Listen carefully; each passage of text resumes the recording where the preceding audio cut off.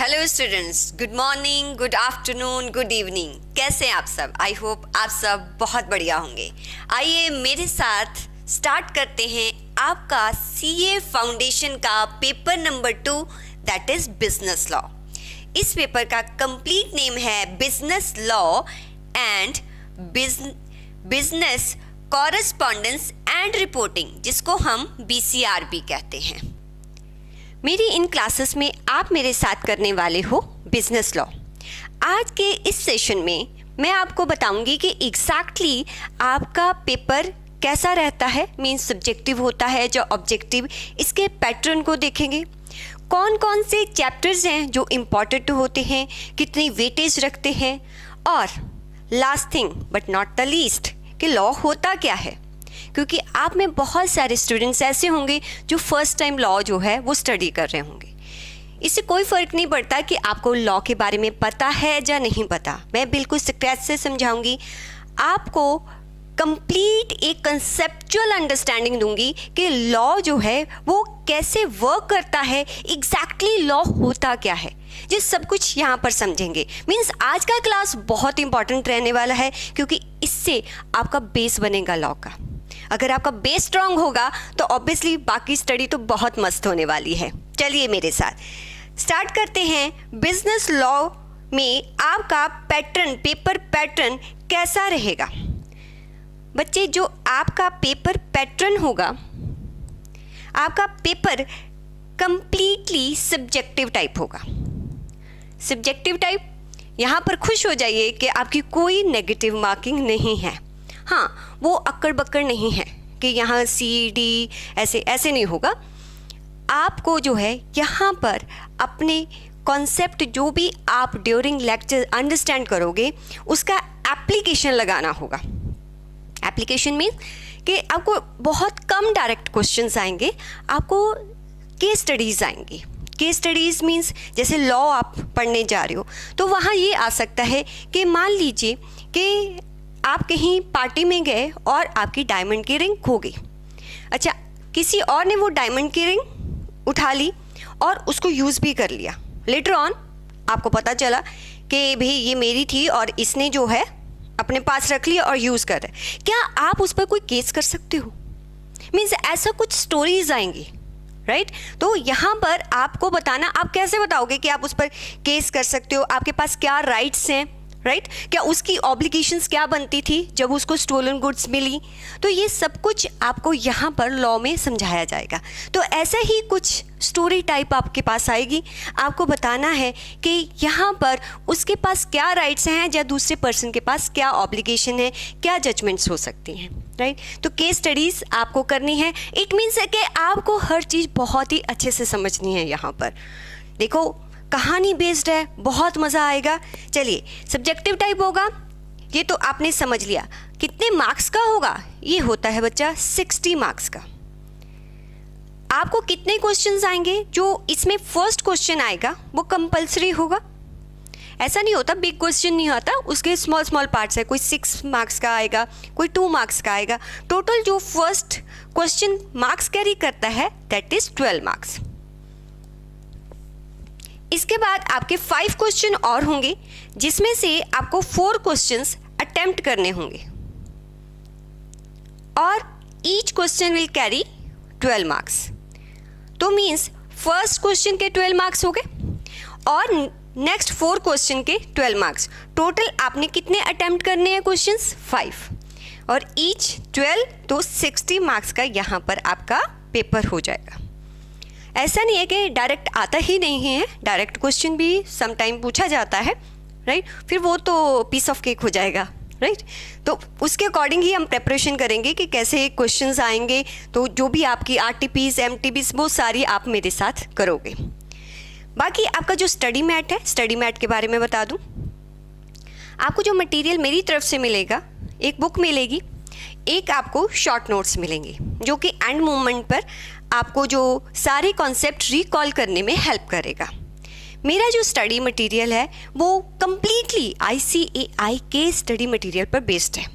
हाँ, उसमें कुछ ऐसे टॉपिक्स हैं जो बार बार रिपीट किए गए हैं, वो वहाँ से मैंने डिलीट कर दिए। एक बात आप ध्यान रखिएगा, अगर आपको सीए फर्स्ट अटेम्प्ट में क्रैक करना है तो ICAI का मटेरियल ही रेफर करना।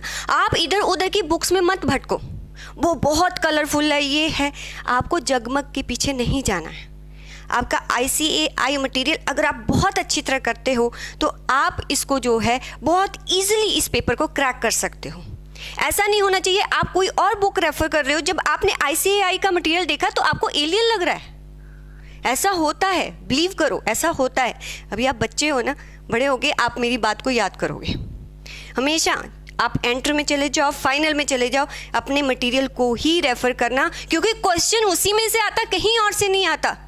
कोई आपको कहे कि मेरे मटेरियल में मैंने ये केस जो आपको ऑलरेडी इतना सारा स्टडी है कि आप और एक्स्ट्रा पढ़ने के लिए आपके पास टाइम नहीं है। आप इसको ही बहुत अच्छी तरह से जो है वो पढ़ो, और डेली का कुछ टाइम अपने लिए रखो कि इस टाइम में मैंने स्टडी करनी है। देखो मैं आप मुझे फ्रेंड समझ लो, मेंटोर समझ लो, टीचर समझ लो, सिस्टर समझ लो, ठीक है।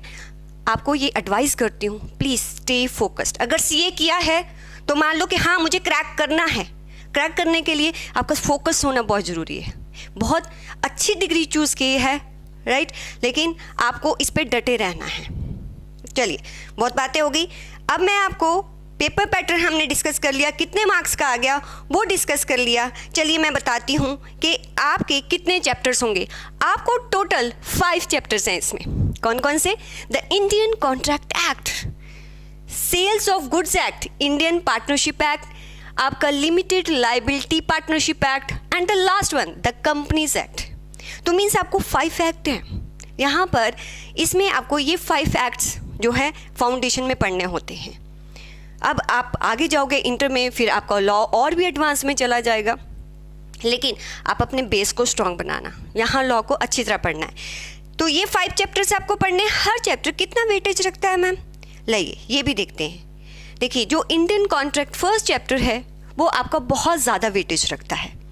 आप यहाँ पर देख सकते हैं, यहाँ पर देख सकते हैं कि ये सबसे ज़्यादा वेटेज रखता है। कितना? 15 to 21 मार्क का दिख रहा है आपको, 15 to 21 मार्क का। इट मीन्स कि मेरी मोस्ट ऑफ क्लासेस जो ये फर्स्ट चैप्टर हम करेंगे इस पर काफ़ी ज़्यादा टाइम लगेगा।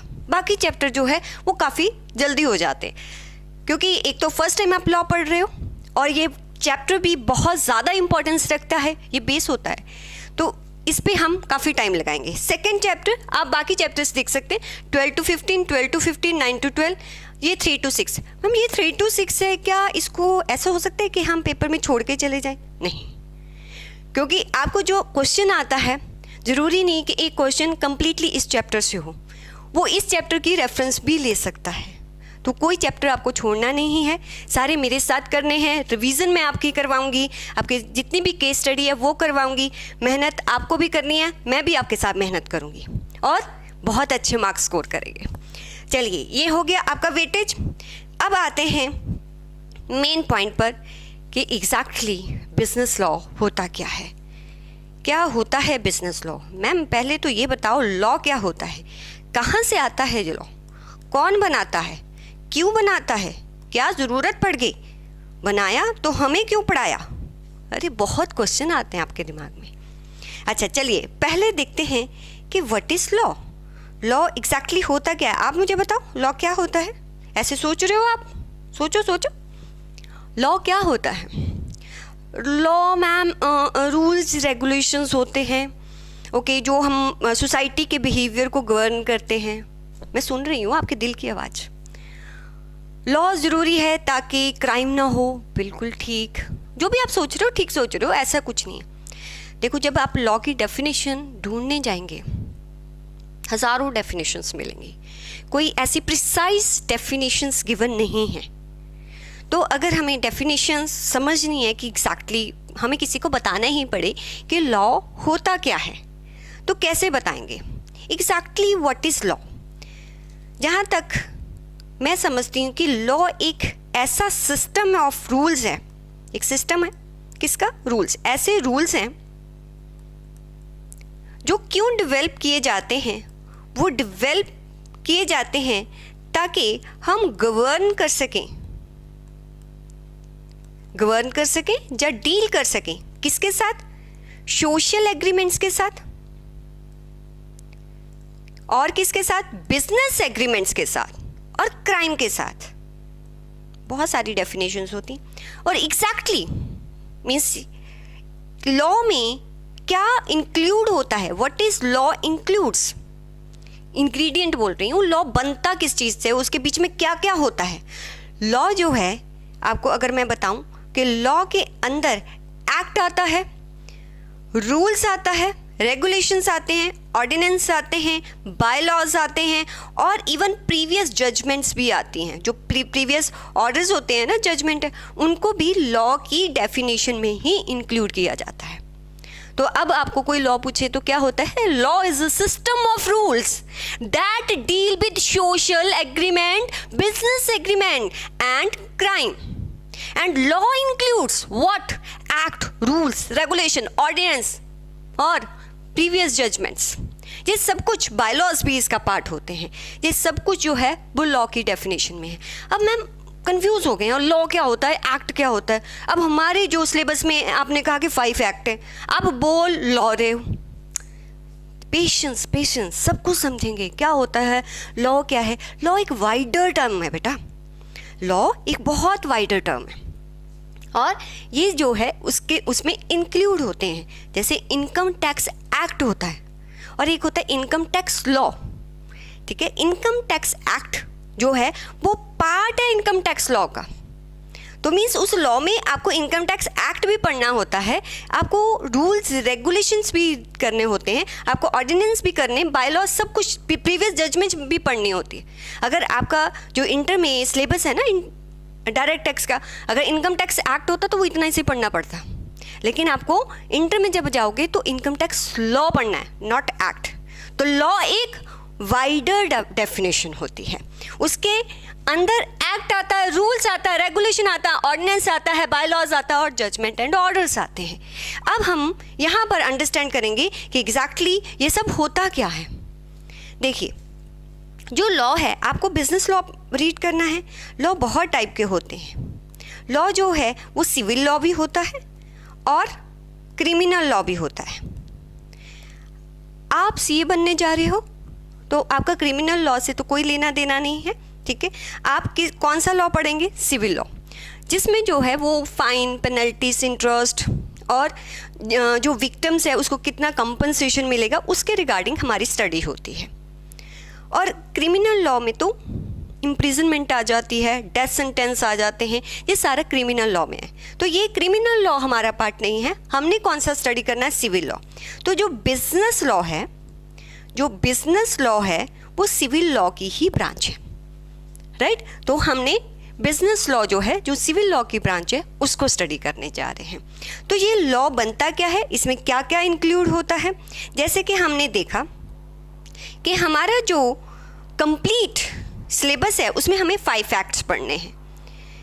लॉ में एक्ट क्या होता है और एक्ट को लाने की ज़रूरत कैसे बनती है, मैं आपको बताती हूँ कि आपको लॉ जो है कैसे इम्प्लीमेंट किया जाता है। एक्ट लाया जाता है, एक्ट लाए जाते हैं, रूल्स लाए जाते हैं। पहले एक्ट देखते हैं, कोई लॉ क्यों बनता है।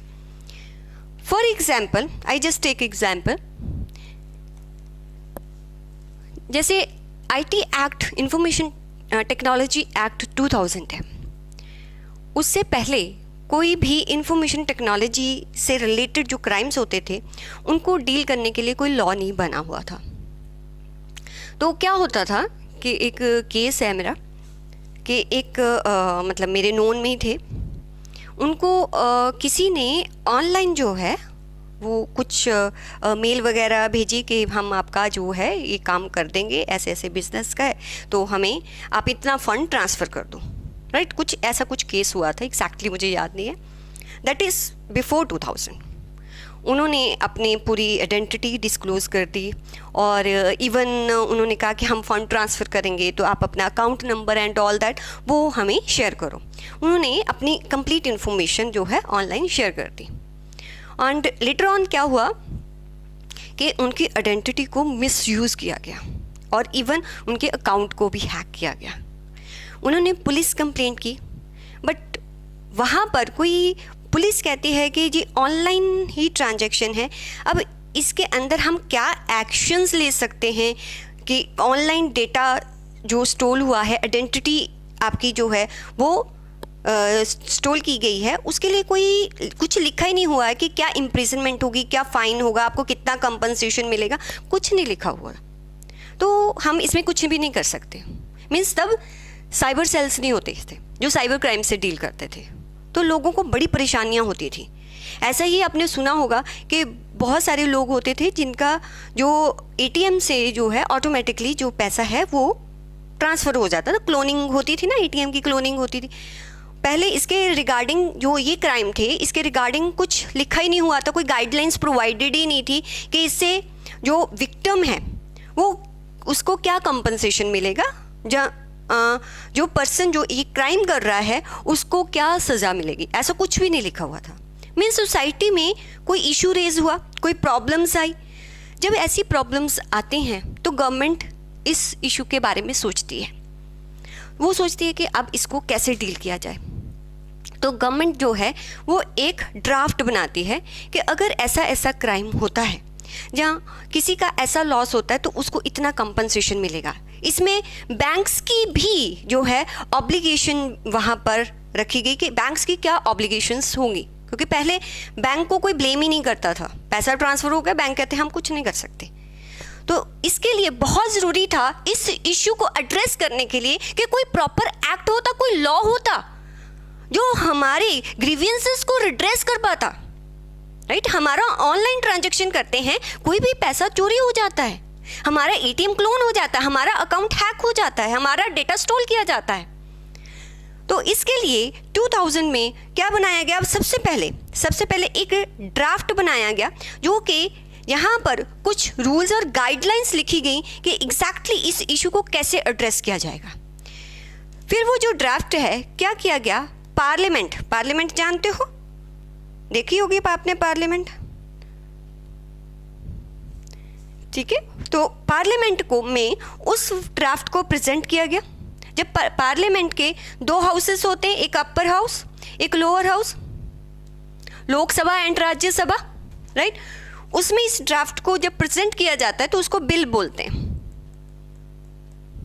बिल बोला जाता है। तो इसको प्रेजेंट किया गया दोनों हाउसेस में। ऐसा नहीं है कि पहले राज्यसभा में होगा फिर लोकसभा में, किसी में भी पहले हो सकता है, ठीक है। तो यहाँ पर इस बिल को प्रेजेंट किया गया, दोनों पार्टीज ने उस पर जो है डिस्कशन की, क्योंकि जो पार्लियामेंट होता है उसमें ऑपोजिशन पार्टी भी होती है और रूलिंग पार्टी भी होती है। तो वहाँ पर डिस्कशन होती है, उस बिल पर डिस्कशन होती है कि इसमें ये इंक्लूड हो जाना चाहिए, जहाँ ये एक्सक्लूड होना चाहिए, तो उस बिल पर डिस्कशन की जाती है। फिर जब वो बिल दोनों हाउसेस से, अपर हाउस और लोअर हाउस, दोनों हाउसेस से पास हो जाता है, अभी भी वो एक्ट नहीं बनता। पास होने के बाद वो किसके पास जाता है? हमारे प्रेसिडेंट्स के पास। तो प्रेसिडेंट उस पर क्या करते हैं? साइन करते हैं। साइन मीन्स वो अपनी मंजूरी देते हैं, दैट इज कॉल्ड एसेंट। वो अपनी एसेंट देते हैं कि हाँ इस बिल को एक्ट बना दिया जाए।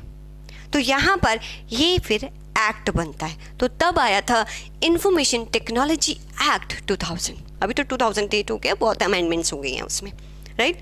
तो मीन्स कोई एक्ट क्यों एग्जिस्टेंस में आता है? जब सोसाइटी में जहाँ जो भी हम जहाँ पर बिजनेस कर रहे हैं वहाँ कोई इशू रेज होते हैं, उन इश्यूज़ में कोई ग्रीवेंसेस होते हैं, उनको रिड्रेस करने के लिए, उनको रिजॉल्व करने के लिए कुछ गाइडलाइंस इशू की जाती हैं, कुछ राइट्स एंड ऑब्लिगेशन जो है वो डिसाइड किए जाते हैं।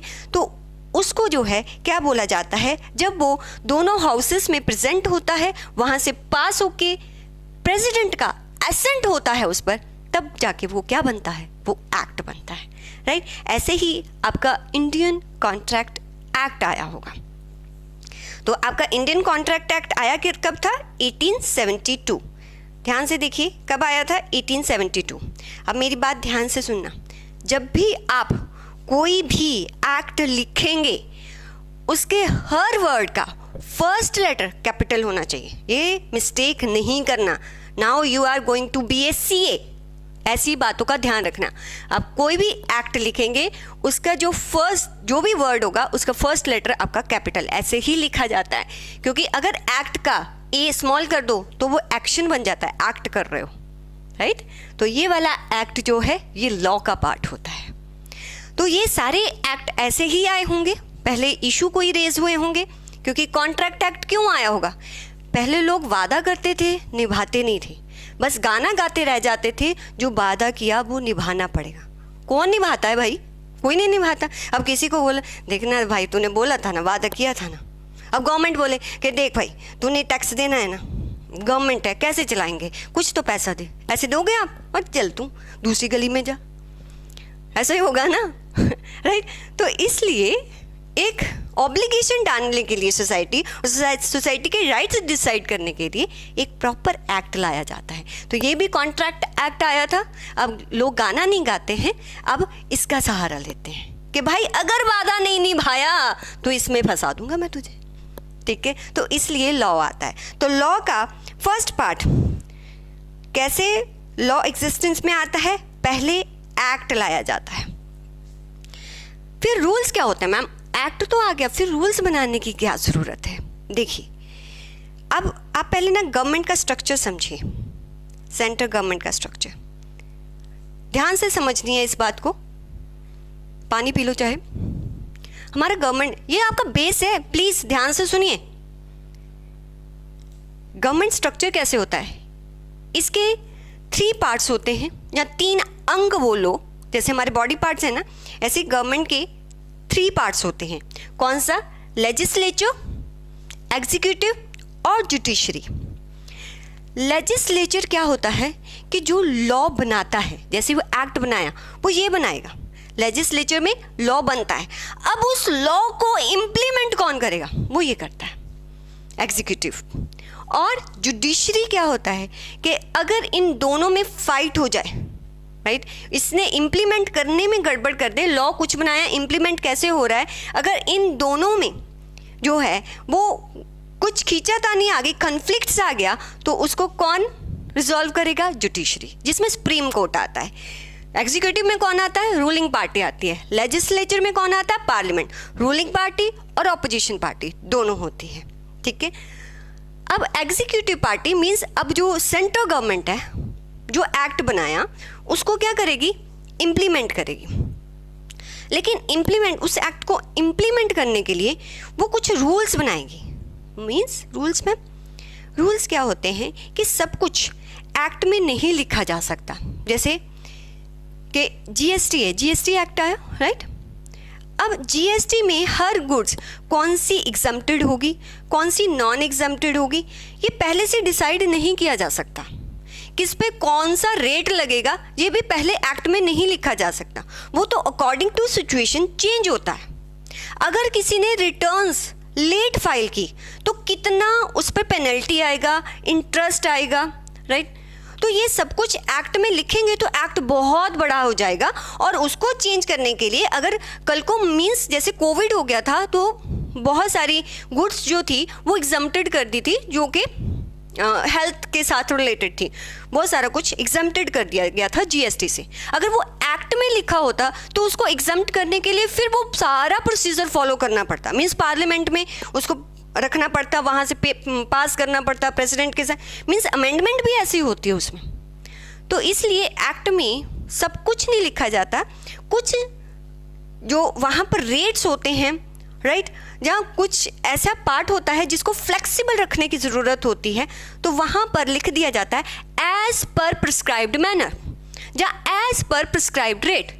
तो फिर जो रूलिंग पार्टी है जो उसको इम्प्लीमेंट करती है वो अपने अकॉर्डिंग रेट्स वगैरह रखती है, या फाइन्स रखती है, इंटरेस्ट रखती है, जैसा उसको जो है ठीक लगता है कि हाँ ये गुड्स जो है वो एग्जम्प्टेड कैटेगरी में होनी चाहिए, ये नॉन एग्जम्प्टेड होनी चाहिए, इस पर ये रेट लगना चाहिए, इस पर ये रेट लगना चाहिए, राइट। तो ऐसा ही होता है। जैसे आपने देखा होगा बीच में जो ऑटोमोबाइल इंडस्ट्री है उसमें बहुत ज़्यादा जो है वो नीचे आ गई थी, स्लम आ गया था, तो वहाँ पर जीएसटी जो है वो वहाँ पर स्लैश कर दिया गया था, कम कर दिया गया था, राइट। तो कुछ फ्लेक्सिबिलिटी एक्ट में रखनी पड़ती है ताकि बाद में अकॉर्डिंग टू सिचुएशन उतना जो है उसमें चेंजेस किए जा सकें। तो अब एक्ट को इम्प्लीमेंट करने के लिए क्या बनाए जाते हैं, रूल्स बनाए जाते हैं। तो ये जो रूल्स है, रूल्स कौन बनाता है, सेंट्रल गवर्नमेंट। एक्ट कौन बनाता है, लेजिस्लेचर, जिसमें क्या होता है, parliament, upper house, lower house. Now you are getting, ठीक है। इट मीन्स कि रूल्स गाइडलाइंस है टू इम्प्लीमेंट द एक्ट। एक तरह से मैं ये कह सकती हूँ ना कि रूल्स जो होते हैं वो सबसेट हैं, किसका, सबसेट ऑफ एक्ट का, एक्ट का ही पार्ट है ना। तो एक्ट को इम्प्लीमेंट करने के लिए जो रूलिंग पार्टी है, जो एग्जीक्यूटिव पार्ट है गवर्नमेंट का, वो क्या करता है, वो उसको उसके लिए रूल्स बनाता है, ठीक है मैम। फिर रेगुलेशंस क्या होते हैं, सुनियो। अब जैसे फेमा है, ठीक है, फॉरेन एक्सचेंज मैनेजमेंट एक्ट, उसमें ये देखा जाता है कि कितनी फॉरेन करेंसी आएगी, किस जो है कितना फॉरेन में इन्वेस्टमेंट होगा, या कितना जो है वो इंडिया में इन्वेस्ट, सब कुछ ये डिसाइड होता है, फेमा एक्ट होता है। आप बाहर कितना करेंसी भेज सकते हो, ये रूल्स एंड रेगुलेशंस वहाँ पर सब लिखा होता है। अच्छा, एक्ट तो बन गया, एक्ट तो आपको पता चल गया होगा कि एक्ट कैसे बनता है, वो तो किसने बनाया होगा, लेजिस्लेचर बॉडी ने बनाया होगा। अब उस एक्ट को इम्प्लीमेंट कौन करेगा, आइए आइए मेरे साथ आओ। अरे सीधे हो जाओ यार, तुम सीधे हो, पढ़ लो, लॉ पढ़ रहे हो, लॉ पढ़ रहे हो, अरे बड़ा इंटरेस्टिंग है, कितना कुछ पता चलेगा आपको। चलिए चलिए सीधे हो जाओ। हाँ, एक्ट बताओ कौन बनाता है, कौन बनाता है, लेजिस्लेचर। मीन्स फेमा एक्ट किसने बनाया होगा, पार्लियामेंट में बना होगा, उसको इम्प्लीमेंट कौन करेगा, सेंट्रल गवर्नमेंट करेगी। मीन्स वो उसको इम्प्लीमेंट करने के लिए रूल्स बनाएगी। अब सेंट्रल गवर्नमेंट कहती है यार फेमा बड़ा कॉम्प्लिकेटेड है यार, इसमें बहुत टेक्निकल टर्म्स हैं, हम इसके लिए रूल्स नहीं बना सकते, इसके लिए कोई स्पेशलाइज्ड बॉडी चाहिए जो इसका नॉलेज रखती हो, वो इसके लिए रूल्स बनाए। मीन्स वो इसके लिए रूल्स बनाने के लिए राइट किसको दे देती है, जो इसकी स्पेशलाइज्ड बॉडी है। इसकी स्पेशलाइज्ड बॉडी क्या है, RBI, reserve bank of India. वो फेमा को ज्यादा जानती होगी, इसके सेंट्रल गवर्नमेंट ज्यादा जानता है मैम, आरबीआई, तो उसको राइट दे दिया जाता है। इसलिए जब आरबीआई उस एक्ट को इंप्लीमेंट करने के लिए रूल्स बनाती है, that is not called rules, that is called regulations. CA act बना, राइट, प्रोफेशनल बॉडी, एक प्रोफेशनल बॉडी है। अब सीए को जो है इसके लिए कैसे इस एक्ट को इंप्लीमेंट करना है, क्या सेंट्रल गवर्नमेंट इसके लिए रूल बनाएगी, नहीं भाई, आईसीएआई को ये राइट दिया गया है कि भाई आपने इस एक्ट को कैसे इंप्लीमेंट करना, आप रूल बनाओ। इट मीन्स आईसीएआई जो रूल बनाती है उस एक्ट को इंप्लीमेंट करने के लिए, वो क्या होते हैं मैम, रेगुलेशन। ओह, तो मैम तब भी रेगुलेशन लिखा होता है कि हमें आर्टिकलशिप रेगुलेशन नंबर इसमें कितने देर करनी है, हमारा स्टाइपेंड एज पर रेगुलेशन। ओ, वहाँ रूल नहीं होता, क्या होता है, रेगुलेशंस, ठीक है। और कोई बॉडी बनाओ, बताओ, जैसे सेबी है, ठीक है, तो सेबी भी जो है, राइट, जो स्टॉक मार्केट से डील करती है, वो भी जो है सेबी के रिगार्डिंग जो एक्ट है उसको इम्प्लीमेंट करने के लिए जो रूल्स बनाती है, उनको क्या बोला जाता है, उनको रेगुलेशंस बोला जाता है। Now you are getting what is the difference between rules and regulations. जब एक जो स्पेशलाइज्ड बॉडी है किसी पर्टिकुलर एक्ट को इम्प्लीमेंट करने के लिए रूल्स बनाती है, उसको हम रेगुलेशंस कहते हैं। जब गवर्नमेंट एक पर्टिकुलर एक्ट को इम्प्लीमेंट करने के लिए जो गाइडलाइंस बनाती है, वो रूल्स होते हैं। चलिए, बहुत अच्छे, अब आगे चलते हैं। आगे क्या है मैम, आगे है मेरा बच्चा ऑर्डिनेंस। ऑर्डिनेंस क्या होता है, देखो आपको पता है जो पार्लियामेंट होती है ना, वो एवरी टाइम सेशन में नहीं रहती। विंटर सेशन होता है, मॉनसून सेशन होता है, बट एवरी टाइम उनको भी छुट्टी चाहिए, राइट, बेचारों को, मतलब कि कुछ घर के काम भी तो होते हैं, इसलिए वो एवरी टाइम सेशन में नहीं रहती। अब ऐसा भी तो हो सकता है वो सेशन में ना हो और कुछ एमरजेंसी, अर्जेंसी, कोई लॉ लाने की ज़रूरत पड़ गई हो, ऐसा होता है मैम, बिल्कुल होता है बेटा। जैसे कोविड आया था, ठीक है, ड्यूरिंग कोविड टाइम आपको पता है जो फ्रंट लाइन वर्कर्स थे, जैसे डॉक्टर्स वगैरह थे, ठीक है, और पुलिस वगैरह थी, बिकॉज वहाँ पर हॉस्पिटल्स में बेड्स अवेलेबल नहीं थे, ऑक्सीजन नहीं मिल रही थी, प्रॉपर जो है मेडिसिन नहीं है, बहुत ज़्यादा लोग, आपको पता ही है क्या उस टाइम की सिचुएशन थी, तो लोग जो है वो पैनिक होके डॉक्टर्स या पुलिस वालों को, ठीक है, उन पर अटैक कर देते थे। अब उनको बचाने के लिए कि कोई भी पर्सन अगर इन पर अटैक करता है तो उन पर क्या एक्शन लिया जाए, तो उस टाइम एक अर्जेंसी लॉ लाने की ज़रूरत थी ताकि इन फ्रंट लाइन वर्कर्स को क्या किया जा सके, प्रोटेक्ट किया जा सके। तो इनको प्रोटेक्ट करने के लिए उस टाइम पार्लियामेंट आपको पता है सेशन में नहीं थी, सारे काम बंद हो गए थे, लॉकडाउन था। तो तब जब अर्जेंसी में कोई भी लॉ लाना होता है तो क्या होता है, तब एक्ट नहीं आता, तब ऑर्डिनेंस आता है। तो प्रेसिडेंट जो गवर्नर, अगर स्टेट का कोई लॉ आता है तो वो गवर्नर साइन करता है, अगर पूरे कंट्री का लॉ आता है तो प्रेसिडेंट साइन करते हैं। तो प्रेसिडेंट जो है उसके पास पावर है कि अगर पार्लियामेंट सेशन में नहीं है तो वो किसी भी बिल को साइन करके उसको इम्प्लीमेंट, एक्ट बना के उसको इम्प्लीमेंट कर सकता है। बट तब वो उसको एक्ट नहीं बोला जाता, वो क्या बोला जाता है, तब उसको क्या बोला जाता है, ऑर्डिनेंस बोला जाता है। तो इट मीन्स ऑर्डिनेंस टेम्पररी होता है। इसकी जो लाइफ होती है ना वो सिर्फ 6 मंथ्स की होती है। 6 मंथ्स की क्यों? क्योंकि पार्लियामेंट के जो सेशन होते हैं, एक सेशन से दूसरे सेशन में 6 मंथ से ज़्यादा टाइम नहीं हो सकता है। तो इट मीन्स कि 6 मंथ्स के अंदर अंदर सेकंड सेशन होना ज़रूरी है। तो जैसे ही पार्लियामेंट सेशन में आएगी, राइट, तो उनको इस ऑर्डिनेंस को या तो पास करना पड़ेगा या इसको डिसमिस करना पड़ेगा। अगर तो अब आप आंसर करेंगे, इधर इधर इधर देखो, इधर देखो, इधर देखो।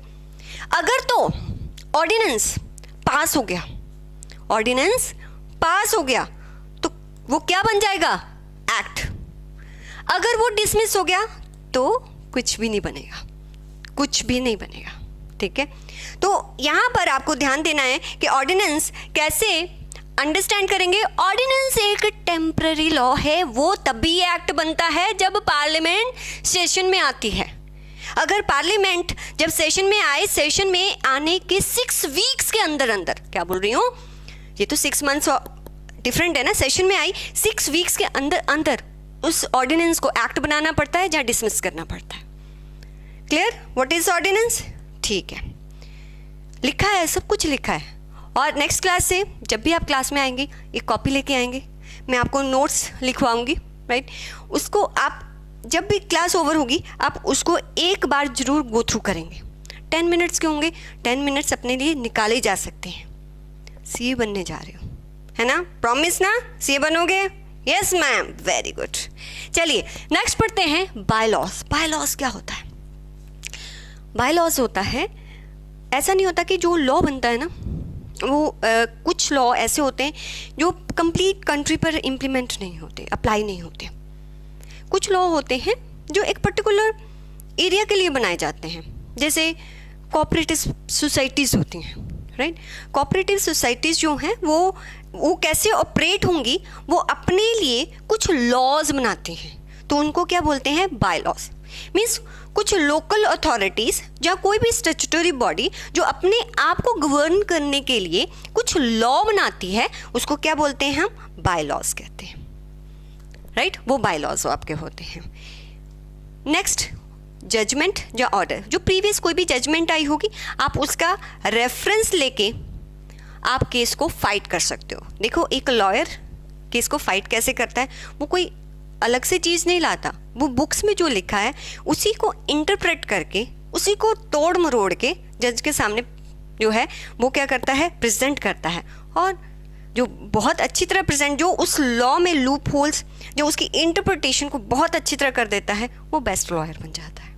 बस यही सीखना है आपके इसमें। तो now you are getting what is the law. अब आपको ये सारी टर्म समझ में आ गई होंगी। ये सारा कुछ मैंने लिखा भी है आपके लिए, आपको पता है। ये देखिए, एग्जीक्यूटिव बॉडी जो है लॉ जो बनाती है उसमें कौन कौन होता है, लेजिस्लेचर में, और जुडिशरी में कौन कौन होता है, ये सब कुछ आपके लिए लिखा है। लॉ कैसे पास होता है, एक्ट कैसे बनता है, राइट, ये सब कुछ मैंने आपको यहाँ पर बता रखा है। रूल्स की डेफिनेशन क्या होते हैं, रूल्स पहले हम ये पढ़ लें। ए बिल, एक्ट क्या होता है, a bill is a statute in draft cannot become law unless it has received the approval of both the houses of parliament, that is upper house, lower house, and the assent मतलब मंजूरी of the president of India। तब तक वो act नहीं बनता। Rules क्या होते हैं जी? गाइडलाइंस होती हैं ताकि जो भी एक्ट बना है proper conduct and can be adjusted accordingly, ठीक है। ये कुछ गाइडलाइन है जो प्रॉपर कंडक्ट और एडजस्टेड अकॉर्डिंगली, मतलब एज पर सिचुएशन के अकॉर्डिंग इनको एडजस्ट किया जाता है। To implement what? To implement the act,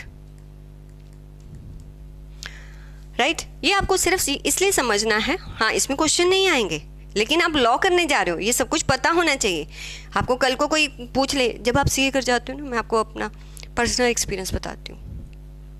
जब सीए कर जाते हो, कहीं पर भी आप मैरिज में गए, पार्टी में गए, जो घर पे गेस्ट आए हैं, कोई भी बात होगी ना, अरे यार वो ना उस पर इतना टैक्स लग गया, अरे तू तो सीए है ना, बता ना क्या हो सकता है। भाई आपको हर चीज़ में आपका ओपिनियन मांगा जाता है, आप गलती कर नहीं सकते। अच्छा कोई कैलकुलेशन है, कोई अरे तू बता ना, सीए किया फटाफट, सीए तो फटाफट कैलकुलेशंस करता है, बताओ। अब मान आप सीए कर रहे हो ना, अगर आपने बता दिया तो आपको पूछे अरे लॉ आया, मतलब वो लॉ में वो रूल्स क्या होता है जी, जीएसटी सीजीएस आपसे पूछा जाएगा। प्रिपेयर रहो इन चीज़ों के लिए भी। आप अब बहुत बड़ा प्रोफेशनल डिग्री करने जा रहे हो तो आपको हर टाइम अलर्ट रहना है, हर चीज़ सीखनी है आपको यहाँ पर, ठीक है। मैं अपना पर्सनल एक्सपीरियंस शेयर कर रही हूँ आपसे। चलिए, रेगुलेशंस क्या होते हैं?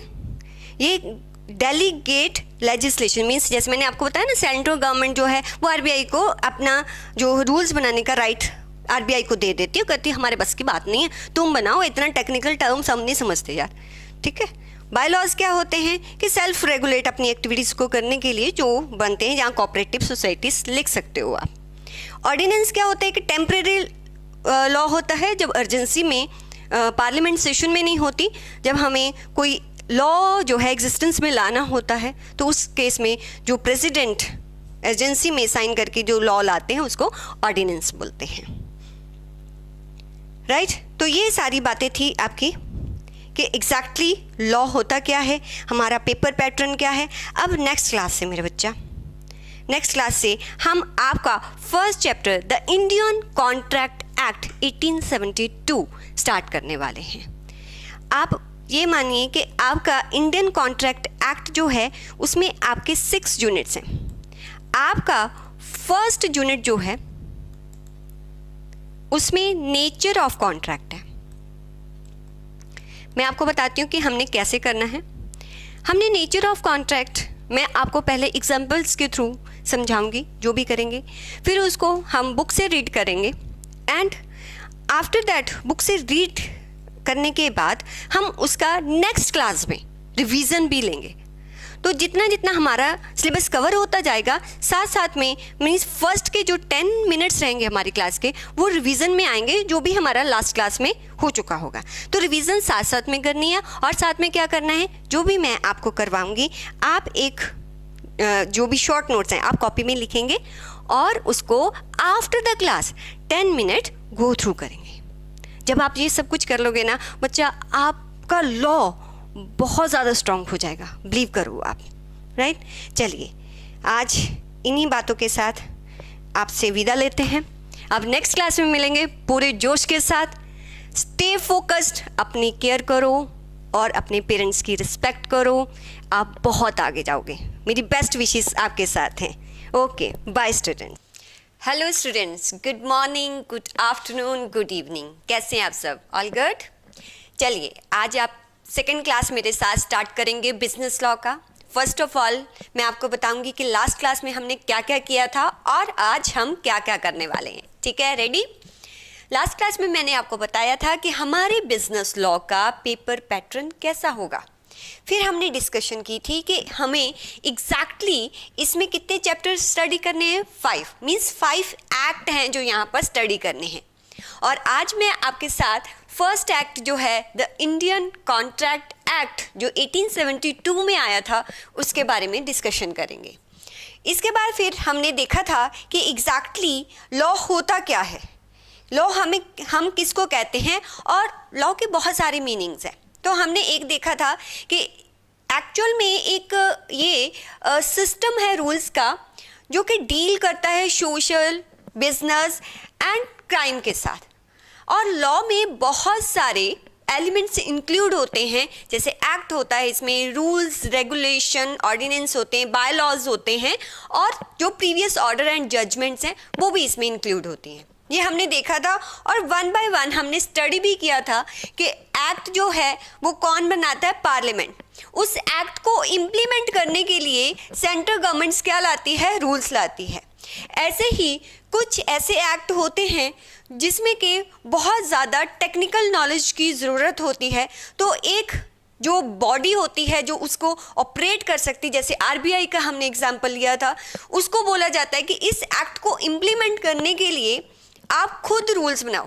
जब कोई स्टैट्यूटरी बॉडी जिसको सेंट्रल गवर्नमेंट ने अपनी पावर्स डेलीगेट की हैं रूल्स बनाने की, वो रूल्स बनाती है तो उनको क्या बोलते हैं हम, रेगुलेशन। जैसे मैंने आपको आईसीएआई का एग्जांपल भी दिया था। फिर ऑर्डिनेंस, ये एक टेम्परेरी एक्ट होता है। जब आपका पार्लियामेंट सेशन में नहीं होता लेकिन अर्जेंसी होती है किसी लॉ को पास करने के लिए, तब प्रेसिडेंट या गवर्नर मीन्स अगर वो लॉ स्टेट का है तो उनके पास एक पावर होती है कि वो उस लॉ को पास कर सकते हैं, बट वो 6 मंथ्स एंड 6 वीक्स उसका वैलिडिटी होता है। बाय लॉज, कोई भी लोकल अथॉरिटी जब अपने जो भी एक्शंस है उसको रेगुलेट करने के लिए कुछ रूल्स बनाती है, वो बाय लॉज होते हैं। और जैसे प्रीवियस जजमेंट या ऑर्डर्स को भी हम लॉ का ही पार्ट मानते हैं, राइट। ये हमने लास्ट क्लास में किया था। फिर हमने देखा था कि जो हमारा गवर्नमेंट का स्ट्रक्चर होता है उसके 3 पार्ट्स होते हैं। एक होता है लेजिस्लेचर पार्ट। लेजिस्लेचर जो इसका पार्ट है वो क्या बनाता है, आपका लॉज बनाता है, जैसे कि पार्लियामेंट।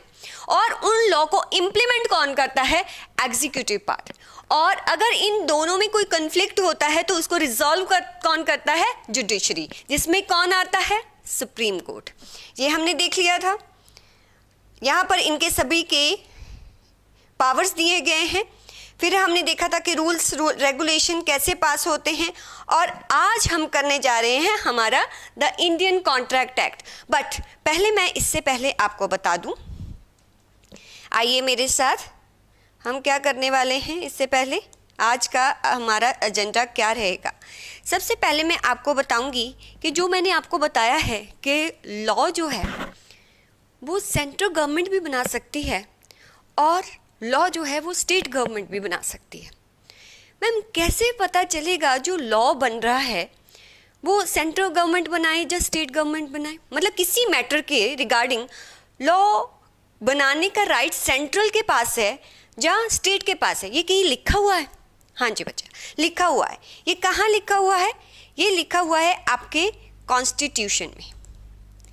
आपके कॉन्स्टिट्यूशन के आर्टिकल, आपका कॉन्स्टिट्यूशन बहुत बड़ा है, उसको आर्टिकल्स में डिवाइड किया गया है।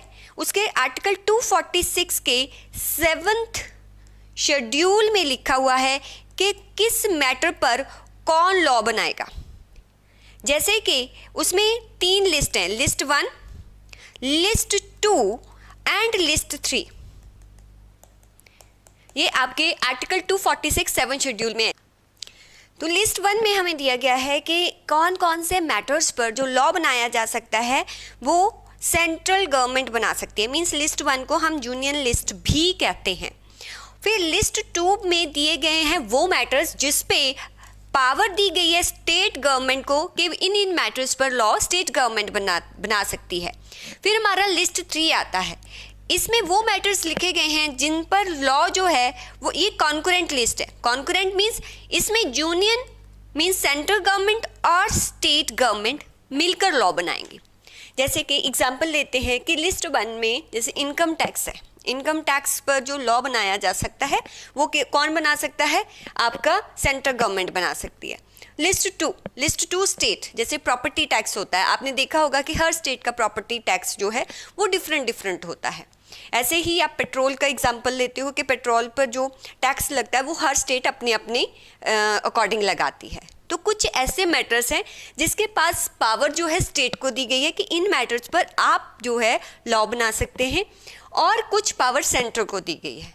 बट कुछ मैटर्स ऐसे होते हैं जहाँ पर स्टेट और सेंटर को मिलकर लॉ बनाना होता है। जैसे एजुकेशन, उस पर सेंटर और स्टेट मिलकर लॉ बनाते हैं। जीएसटी, ठीक है, गुड्स एंड सर्विस टैक्स। आपने देखा होगा जब भी आप कोई भी गुड्स या सर्विस लेते हो उस पर अगर आपकी स्टेट के अंदर ही आप बाय करते हो तो CGST एंड SGST लगता है।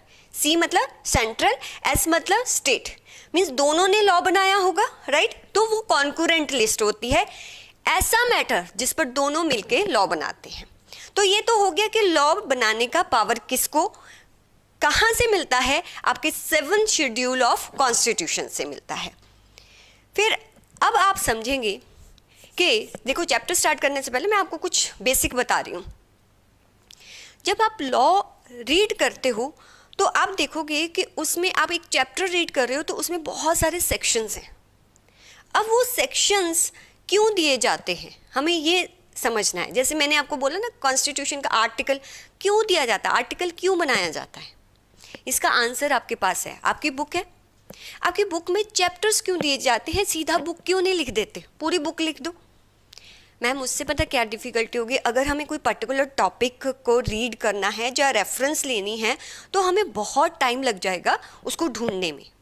तो एक कह लो कि रेफरेंस के लिए या इजीली किसी भी मैटर को जो है हम ढूंढ सकें, उसके लिए हम उसको स्मॉल स्मॉल पार्ट्स में डिवाइड कर देते हैं। ठीक बोल रहे हो। ऐसे ही स्मॉल स्मॉल पार्ट जो कॉन्स्टिट्यूशन में डिवाइड किए हैं उनको आर्टिकल्स बोलते हैं, और जो ऐसे स्मॉल स्मॉल पार्ट आपके एक्ट में किए गए हैं उनको सेक्शंस बोलते हैं। तो आपने बहुत बार सुना होगा लॉ की लैंग्वेज में कि सेक्शन एज पर सेक्शन 420 CPC आपका एक्ट है, ठीक है।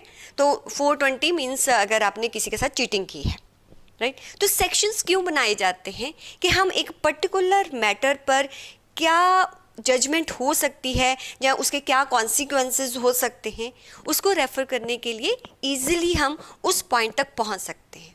इसलिए क्योंकि लॉ बहुत बड़ा है इसलिए उसको स्मॉल स्मॉल पार्ट्स में डिवाइड किया जाता है जिसको सेक्शंस बोलते हैं। मैम सेक्शंस होते हैं नहीं, जब भी आप लॉ पढ़ोगे उसमें आप एक सेक्शन पढ़ोगे और इधर लिखती हूँ एक सेक्शन हम पढ़ेंगे। सेक्शन का सब पार्ट होता है सब सेक्शन।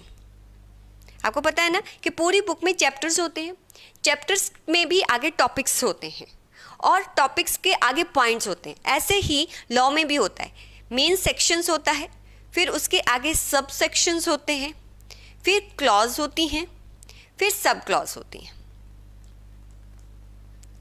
मीन्स जैसे कि ऐसे लिखा हुआ है सेक्शन 6(1)(a)(2). ध्यान से देखिए इसको कैसे रीड करना है, इसको कैसे रीड करना है। Section 6 subsection 1 clause A sub clause 2, इसको ऐसे रीड करना है। समझ गए मेरी बात, राइट। मीन्स मैम कभी भी ऐसा लिखा हो तो हमें ऐसे ही रीड करना है। देखो एक बात मेरी ध्यान से सुनो, सेक्शन 6(1) या सेक्शन 6(1)(a) हो सकता है जो ये लिखा हुआ है ये सबसेक्शन भी हो सकता है। सम टाइम डायरेक्टली सबसेक्शंस नहीं होता, साथ में क्लॉज होती है। तो ये कैसे पता चले कि सेक्शन के साथ क्लॉज लिखी हुई है या सेक्शन के साथ सब सेक्शन लिखा हुआ है। जैसे जैसे हम एक्ट पढ़ेंगे ना आपको बहुत अच्छी तरह समझ आएगा। अभी मैं आपको एक रफ आइडिया दे देती हूँ, तो घबराना नहीं अगर ना भी समझ आए। जैसे लॉ पढ़ेंगे जब बीच में सब सेक्शन जब क्लॉज आएगी तो वहाँ पर मैं आपको डिफ्रेंशिएट कर दूंगी कि यहाँ पर क्लॉज क्यों बोल रहे हैं और यहाँ पर हम सब सेक्शन क्यों बोल रहे हैं, ठीक है। चलिए सेक्शन 6 का सब सेक्शन तब बोलेंगे, ध्यान से सुनिए इधर देखो, सब सेक्शन तब बोला जाएगा जब जो उसके नीचे लिखा हुआ है वो सारे पॉइंट्स इंटररिलेटेड होंगे। अभी आप ये समझ लो, जो पॉइंट्स लिखे हुए हैं वो आपस में इंटररिलेटेड है। अगर जो पॉइंट्स लिखे हुए हैं वो इंटररिलेटेड नहीं हैं तो क्या बोला जाएगा। आपको देखना है कि सेक्शन के नीचे जो पॉइंट्स लिखे हुए हैं वो इंटररिलेटेड है। अगर इंटररिलेटेड हैं तो ये सब सेक्शन होगा। अगर जो नीचे पॉइंट्स लिखे हुए हैं वो इंटररिलेटेड नहीं है तो जो सेक्शन के साथ होगा वो क्या होगा, वो क्लॉज होगा। जैसे पैराग्राफ्स है, पैराग्राफ सब पैराग्राफ्स बीच में दिए जाते हैं जब पॉइंट्स, अगर वो दोनों उस जो है इंटररिलेटेड है, वो पॉइंट्स सारे इंटररिलेटेड हैं तो वो सब सेक्शंस होंगे। अगर वो इंटररिलेटेड नहीं है तो वो क्लॉज होगी। मैम समझ नहीं आया? जैसे मैं आपको बताती हूँ कि इनकम टैक्स एक्ट का एक सेक्शन है 6, राइट? उसमें सेक्शन 6 आपको बताता है कि रेजिडेंशियल स्टेटस कैसे चेक किया जाता है। तो सेक्शन 6 कुछ नहीं लिखा, सीधा ही 1.1 लिख दिया। अब मीन्स वो उससे रिलेटेड है। 1 मतलब a person is resident of India if, तो मीन्स उसी को ही आगे सब सेक्शन में उसने डिवाइड किया सेक्शन 6 को एक्सप्लेन करने के लिए, इसलिए हम उसको सब सेक्शन बोलते हैं। क्लॉज कब आती है? क्लॉज आती है जब वो रिलेटेड नहीं होता। जैसे कि फॉर एग्जाम्पल कि आपने सेक्शन, जैसे मैं 2 लेती हूँ, हर एक्ट का जो सेक्शन 2 होता है ना, वो उस एक्ट में जो टर्म्स यूज होती हैं उसकी एक्सप्लेनेशन देता है। जैसे इंडियन कॉन्ट्रैक्ट एक्ट है, उसमें टर्म यूज होगी प्रॉमिसर, प्रॉमिसी या ऑफरर, ऑफरी, कंसिडरेशन, राइट? और यूज होगा एग्रीमेंट, कॉन्ट्रैक्ट। इसका मीनिंग लॉ में क्या होगा, इसकी डेफिनेशंस जो होती हैं वो हर एक्ट के सेक्शन नंबर 2 में दी जाती है। अब मुझे ये बताओ, जो डेफिनेशन दी जाती है, क्या एक डेफिनेशन का दूसरी डेफिनेशन के साथ कोई इंटर कनेक्शन होगा, कोई कनेक्शन होगा? दोनों डेफिनेशन मीन, एक डेफिनेशन दी गई है बिल्डिंग की, दूसरी डेफिनेशन दी गई है रिलेटिव्स की, क्या दोनों में आपस में कुछ कनेक्शन है? जब पॉइंट्स का आपस में कोई कनेक्शन नहीं होता ना, तो वो क्लॉज होती हैं। जब पॉइंट्स का आपस में इंटररिलेशन होता है तो वो सबसेक्शंस होते हैं। अगर नहीं भी समझ आया इट्स ओके। जैसे जैसे अब हम एक्ट पढ़ेंगे मैं आपको बताऊंगी कि मैं इसको क्लॉज क्यों बोल रही हूँ और इसको सबसेक्शन क्यों बोल रही हूँ। अभी आपको सिर्फ इतना याद रखना है कि कुछ ऐसा लिखा हो तो ये सेक्शन होगा, ये सबसेक्शन, ये क्लॉज और ये सब क्लॉज, राइट? समझ गए इतना? चलिए, डेफिनेशन में हमेशा क्या होगी ये याद रखना, क्या होगी? क्लॉज, क्योंकि वो डेफिनेशन आपस में इंटररिलेटेड नहीं होती हैं। चलिए अब स्टार्ट करते हैं आपका Indian contract act first chapter, और इसमें यूनिट 1 स्टार्ट करेंगे जो है आपका नेचर ऑफ कॉन्ट्रैक्ट। आज क्या करने वाले हैं, देखिए, nature of Indian contract act में आपको 1 to 75 ऐसे सेक्शंस हैं जिसमें कि ये बताया गया है कि जो जनरल प्रिंसिपल्स हैं जो हर कॉन्ट्रैक्ट पर अप्लाई होंगे, जो सेक्शन नंबर 1 से 75 है। कुछ और आपको सेक्शन इसमें दिए गए हैं, 75 के बाद कुछ सेक्शंस आपको दिए गए हैं जो स्पेसिफिक कॉन्ट्रैक्ट के साथ ही डील करते हैं। तो वो स्पेसिफिक कॉन्ट्रैक्ट जैसे कॉन्टिजेंट या क्वाजी कॉन्ट्रैक्ट हो गए, उनके साथ ही डील करेंगे। पहले तो हम जनरल प्रिंसिपल्स, जनरल सेक्शंस हम पढ़ेंगे जो हर एक कॉन्ट्रैक्ट पर अप्लाई होगा। आज मैं आपको क्या कराने जा रही हूँ कि आज हम ये समझेंगे कि कॉन्ट्रैक्ट का मतलब है क्या, कब कॉन्ट्रैक्ट बनता है। एक कॉन्ट्रैक्ट को वैलिड होने के लिए, वैलिड का मतलब कि मैं उसको कोर्ट में ले जाके वो लॉ से इन्फोर्सेबल हो। अगर एक कॉन्ट्रैक्ट वैलिड होने के लिए उसके लिए क्या क्या एसेंशियल्स होते हैं, सिर्फ वो अंडरस्टैंड करना है। क्या आज की क्लास में अंडरस्टैंड करना है कि एक कॉन्ट्रैक्ट क्या होता है, एक वैलिड कॉन्ट्रैक्ट होने के लिए क्या क्या एसेंशियल्स हैं। ये 2 टॉपिक्स आज हम करने वाले हैं, आप अपनी कॉपी पर लिख सकते हैं। फर्स्ट टॉपिक क्या होगा हमारा आज, एलिमेंट्स ऑफ कॉन्ट्रैक्ट, सेकंड होगा एसेंशियल्स ऑफ वैलिड कॉन्ट्रैक्ट। आप जो भी क्लास 2 जो भी आज करेंगे आप कॉपी पर लिखेंगे, जो मैं डेफिनेशंस करवाऊंगी वो भी साथ में लिखेंगे, और क्लास के बाद जैसे मैंने आपको लास्ट क्लास में बताया था 10 मिनट्स देके एक बार उसको गो थ्रू करेंगे, ठीक है? प्रॉमिस। आज मैं ये भी बताऊंगी कि प्रॉमिस होता क्या है। चलिए चलिए सबसे पहले जानेंगे कि कॉन्ट्रैक्ट क्या होता है। आइए मेरे साथ, आपको यहाँ पर 2 प्यारे प्यारे बच्चे दिख रहे होंगे। अब आप इनको बच्चे ना समझ के 2 पर्सन समझिए, समझते हैं कॉन्ट्रैक्ट क्या होता है। चलिए पहले इनका हम करते हैं नामकरण। ये है सोनू, ये है मोनू। इसी से ही डेफिनेशन, मैम सारे सेक्शन याद करने, मैं आपको बताऊंगी कौन कौन सा सेक्शन आपको याद करना है। जो सेक्शंस मैं क्लास में बताऊंगी उसको एक बार रात को सोने से पहले रिकॉल कर देना। हमारे पास मैम और भी स्टडी है तो क्या 5 मिनट निकाल लो, ठीक है? चलिए आइए, अब कॉन्ट्रैक्ट कैसे फॉर्म होगा। सोनू मोनू को कहता है, सोनू मोनू को कहता है कि मोनू देख, मेरे पास ना एक बहुत अच्छी कार है, क्या तू इसको लेने के लिए रेडी है? मैं इसको बेचना चाहता हूँ, लेगा? मोनू कहता भाई कार तो तेरी बड़ी अच्छी है, हाँ मेरे को दे दे, तू कितने में देगा? सोनू कहता है कि मैं ये कार तुझे 1 लाख रुपीस में दूंगा।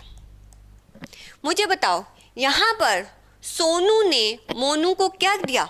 ऑफर दिया। हम इसको ऑफर को एक दूसरा नाम है प्रपोजल। ऑफर बोल लो या प्रपोजल बोल लो, one and same thing. Offer बोलिए या प्रपोजल बोलिए, क्योंकि ये एक्ट जो है 1872 का है। मैं एक बात बताना भूल गई, ये एक्ट आपका 1 सितंबर को आया था। एक्ट आपका 1 सितंबर को आया था। 1872 मीन्स ब्रिटिशर्स का एक्ट है। तो वो जो वर्ड यूज करते थे ना, वो ऑफर यूज करते थे। हम कौन सा वर्ड यूज करते हैं? प्रपोजल। अब सोनू जो है वो मोनू को ऑफर दे रहा है, जब कह लो प्रपोजल दे रहा है। जो पर्सन ऑफर देता है दूसरे पर्सन को, उसको हम प्रॉमिसर कहते हैं, और जिसको ऑफर दी जाती है, जो एक्सेप्ट करता है उसको क्या कहते हैं? प्रॉमिसी कहते हैं। इन अदर वर्ड्स, इस पर्सन को हम ऑफरर कहेंगे और इसको हम, आपको दिखाई दे रहा ना, ऑफरी कहेंगे। ठीक है। और ये सेक्शन नंबर 2C, अभी सेक्शन नहीं याद करने, मैं आपको बताऊंगी। तो जो सोनू है वो हमारा प्रॉमिसर है और जो मोनू है वो प्रॉमिसी है। क्यों है बताती हूँ। इसने इसको प्रपोजल दिया कि भाई मेरे पास एक कार है, क्या तू 1 लाख में लेने के लिए रेडी है? मोनू कहता है कि हाँ भाई, हाँ मैं तेरी कार 1 लाख में लेने के लिए रेडी हूँ। लेटर ऑन ये इसको 1 लाख रुपीस देता है और ये इसको कार दे देता है। मान लीजिए ये जो इनके बीच में ट्रांजैक्शन हुई है, इसको हम क्या बोलेंगे? देखो, जब, अब बात ध्यान से सुनने वाली है, जब सोनू ने मोनू को प्रपोजल दिया, मीन्स सोनू जो है सिग्निफाई कर रहा है किसको? मोनू को। सिग्निफाई टू अनदर, ध्यान से सुनिए, टू अनदर। क्या उसने क्या सिग्निफाई किया? His willingness. उसने अपनी विलिंगनेस जो है सिग्निफाई की टू डू, या हम कह सकते हैं टू अब्सटेन फ्रॉम डूइंग, कुछ करने के लिए। क्यों अपनी विलिंगनेस दिखाई? कुछ करने के लिए या कुछ ना करने के लिए। वो क्या करना चाहता है? उसको अपनी कार बेचना चाहता है, या कुछ ना करने के लिए अपनी विलिंगनेस दिखाई। क्यों दिखाई? In order to obtain the, वो क्या चाहता है कि मोनू उसको अपनी सहमति दे, इसीलिए किया। In order to obtain the assent of other, दूसरे की एसेंट लेने के लिए उसने अपनी विलिंगनेस दिखाई, कुछ करने के लिए या कुछ ना करने के लिए। अब जब ये किसी को अपनी विलिंगनेस दिखाता है कि कुछ करना है या कुछ नहीं करना, ताकि वो अपनी सहमति दे सके, इट मीन सोनू मोनू को क्या दे रहा है? प्रपोजल। इसको हम क्या कहते हैं? क्या देना? प्रपोजल देना। ये डेफिनेशन जो है ये किस में दी गई है? आपके सेक्शन 2A में दी गई है। अब प्रपोजल जो है, प्रपोजल का हमारे इंडियन कॉन्ट्रैक्ट एक्ट में मतलब क्या होगा, ये आपके सेक्शन 2A में बताया गया है। अब यहाँ पर इसी केस में देख लो कि ये सिग्निफाई कर रहा है अपनी विलिंगनेस, ताकि ये इसकी एसेंट ले सके, कुछ करने के लिए या कुछ ना करने के लिए। मैम कुछ ना करने के लिए मतलब, अगर सोनू का बिजनेस बहुत चल रहा है और मोनू भी सेम बिजनेस में है और उसकी लोकेलिटी में वो बिजनेस ओपन करना चाहता है, अगर ये इसको कहता है कि मेरी लोकेलिटी में तू बिजनेस ना ओपन कर, मैं तुझे 5 लाख रुपीस दूंगा, तो अब वो क्या उसकी एसेंट क्यों लेना चाहता है? कुछ करने के लिए कि या कुछ ना करने के लिए? कुछ ना करने के लिए। राइट? तो हो सकता है कुछ करने के लिए या कुछ ना करने के लिए एसेंट ली जाए, दोनों ही केस में कॉन्ट्रैक्ट फॉर्म होगा। अब मेरी बात सुनिए, जब सोनू ने मोनू को अपनी विलिंगनेस दिखाई, राइट, और इसलिए दिखाई with the attention to gain the assent of Monu, it means कि इसको प्रपोजल दे रहा है। जब वो प्रपोजल एक्सेप्ट कर ले, अगर मोनू ने कहा कि हाँ भाई मैं रेडी हूँ तेरी कार के लिए लेने के लिए, राइट, अगर मोनू जो है एक्सेप्ट कर लेता है प्रपोजल, मोनू क्या कर लेता है, प्रपोजल को एक्सेप्ट कर लेता है, तो वो क्या बन जाएगा, वो प्रॉमिस बन जाएगा। जब क्या होता है, जब प्रपोजल आता है या ऑफर दी जाती है और ऑफर एक्सेप्ट हो जाती है, तो क्या बन जाता है, तो मैम कॉन्ट्रैक्ट बन गया? नहीं बच्चा, कॉन्ट्रैक्ट नहीं बनाया अभी कॉन्ट्रैक्ट नहीं बना, अभी क्या बना है, प्रॉमिस। मैम अभी कॉन्ट्रैक्ट नहीं बना, नहीं, कॉन्ट्रैक्ट बनेगा, धीरे धीरे बनेगा। प्रपोजल एक्सेप्ट हुआ तो क्या बना, प्रॉमिस बना। अगर उस प्रॉमिस में कंसीडरेशन इन्वॉल्व है, क्या इन्वॉल्व है, वर्ड का नाम सुना, कंसीडरेशन। कंसीडरेशन क्या होता है कि मोनू जो है सोनू को जब ऑफर दे रहा है तो ये इसको क्या देगा, सोनू को 1 लाख, तो 1 लाख सोनू के लिए क्या है, कंसीडरेशन।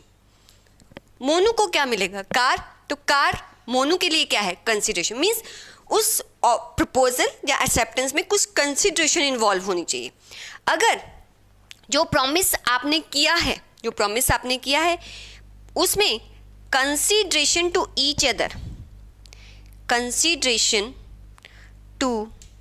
ईच अदर, इन्वॉल्व है, तो वो क्या बन जाता है, मैम कॉन्ट्रैक्ट नहीं, अभी बना एग्रीमेंट। अच्छा अभी भी कॉन्ट्रैक्ट नहीं बना ना बच्चा, अभी भी नहीं, ठीक है। प्रॉमिस कब बनता है, जब प्रपोजल दिया, एक्सेप्ट हो गया, राइट, तो वो प्रॉमिस बन गया। अब उस प्रॉमिस में अगर कंसीडरेशन इन्वॉल्व है तो वो एग्रीमेंट बन गया। अगर वो एग्रीमेंट, सुनो, इनफोर्सेबल बाय लॉ है, देन वो बन जाता है, क्या बन जाता है, कॉन्ट्रैक्ट। अब बना contract. Now you are getting mean, मेरे कहने का मतलब क्या है कि अगर सोनू ने इसको कार दे दी और इसने इसको 50,000 दिया, बोला 50,000 बाकी मैं तुझे बाद में दूंगा, और दिया ही नहीं, क्या सोनू मोनू पर केस कर सकता है, बताइए, क्या सोनू मोनू पर केस कर सकता है? यस मैम, कर सकता है। इट मीन्स जो इन दोनों में एग्रीमेंट हुआ वो क्या है, इनफोर्सेबल बाय लॉ है। अगर वो एग्रीमेंट इनफोर्सेबल बाय लॉ है तब जाके वो क्या बन जाता है, कॉन्ट्रैक्ट बन जाता है। दोबारा से आइए।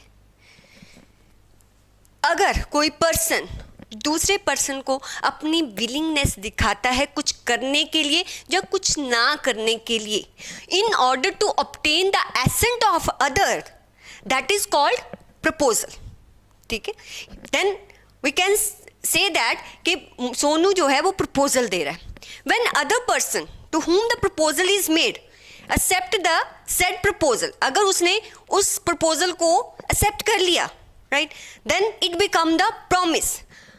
If offer plus acceptance equal to promise included the consideration to each other, included what, consideration to each other, it becomes agreement. If that agreement is enforceable by law, then it becomes बोलो contract. Getting? चलिए, अब दोनों में contract हो गया। मान लीजिए इसने इसको कार दे दी, इसने इसको 1 लाख दे दिया। अब मोनू कहता है कि सोनू भाई बड़ा खुश हूँ, कार आई है, नहीं तो ऐसा करता हूँ, तुझे रात को ना डिनर पे लेके जाता हूँ। सोनू कहता है अरे भाई बड़ी बढ़िया बात है, चल कोई बात नहीं, रात को आता हूँ। सोनू जो है जी, सुबह उसने बोला मोनू को, सोनू ने सारा दिन कुछ खाया नहीं, रात को डिनर करेंगे, और मस्ती से खूब तैयार व्यार होके मोनू के घर में पहुँचता है। मोनू कहता है कि यार आज ना थोड़ी तबीयत ख़राब हो गई है और आज नहीं जाऊँगा। कहते क्या बात कर रहा है, सारा दिन मैं भूखा रहा, मम्मी को बोला मेरे लिए खाना नहीं बनाना, तैयार व्यार होके मैं तेरे पास आया हूँ, तू कहता डिनर नहीं लेके जाएगा, मैं तुझ पे केस कर दूंगा। अब मुझे ये बताइए, क्या यहाँ पर सोनू मोनू पर केस कर सकता है? देखो, उसने ऑफर दिया, इसने ऑफर दिया, इसने एक्सेप्ट भी कर लिया, राइट? तो ये और बीच में जो है वो उसको खाना खिलाएगा, कह लो कि एक तरह से कंसिडरेशन भी है। क्या ये इन्फोर्सेबल बाय लॉ है? एग्रीमेंट तो है, बट ये एग्रीमेंट इन्फोर्सेबल बाय लॉ है? नहीं, क्योंकि ये एग्रीमेंट सोशल एग्रीमेंट है। सोशल एग्रीमेंट्स, मैं ये नहीं कह रही, जनरली कह रही हूँ, generally social agreement enforceable by law नहीं होते हैं, तो उनको हम कॉन्ट्रैक्ट नहीं बोलते, वो क्या रह जाते हैं? एग्रीमेंट ही रह जाते हैं। इट मीन्स ऐसे एग्रीमेंट जो इनमें पहले एग्रीमेंट हुआ था, कार का और 1 लाख का, ऐसा एग्रीमेंट जो इन्फोर्सेबल बाय लॉ होता है वो बन जाते हैं कॉन्ट्रैक्ट। ऐसे एग्रीमेंट जो इन्फोर्सेबल बाय लॉ नहीं होते वो क्या हो जाते हैं? वो एग्रीमेंट ही रह जाते हैं। क्या मुझे एग्रीमेंट और कॉन्ट्रैक्ट के बीच में अब डिफरेंस बता सकते हो?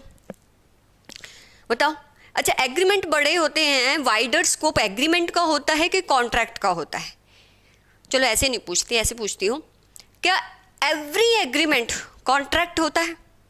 नहीं मैम, एवरी एग्रीमेंट नहीं होता, सिर्फ वो एग्रीमेंट कॉन्ट्रैक्ट होते हैं जो, हाँ बोलो बोलो मैम, आपको सुनेंगे, आप ऐसे बोलते हो, हाँ बिल्कुल आपके दिल की आवाज़ आती है मुझे। ऐसे एग्रीमेंट जो इन्फोर्सेबल बाय लॉ होते हैं मैम, वो ही कॉन्ट्रैक्ट बनते हैं, बाकी नहीं बनते। इट मीन्स वाइडर स्कोप किसका है? वाइडर स्कोप एग्रीमेंट का है। जैसे वो कहते ना,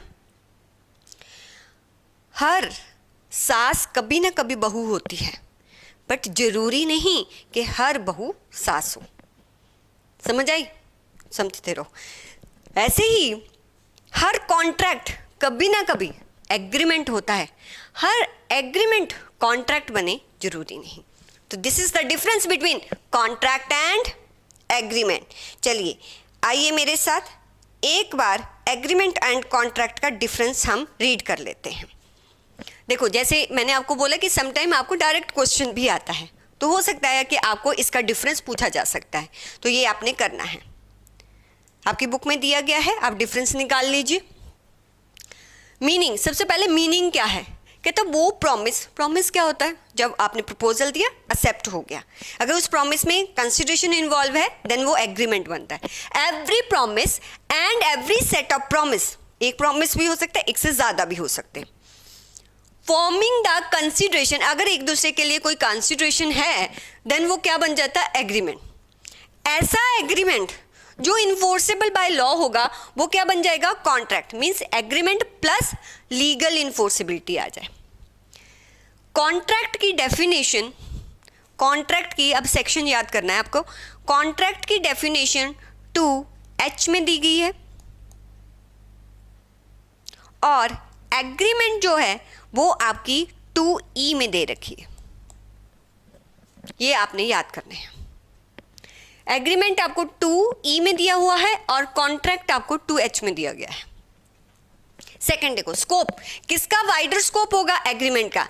it's wider term including both legal and social, दोनों होंगे, बट जो लीगल होते हैं वही क्या बनते हैं? कॉन्ट्रैक्ट बनते हैं।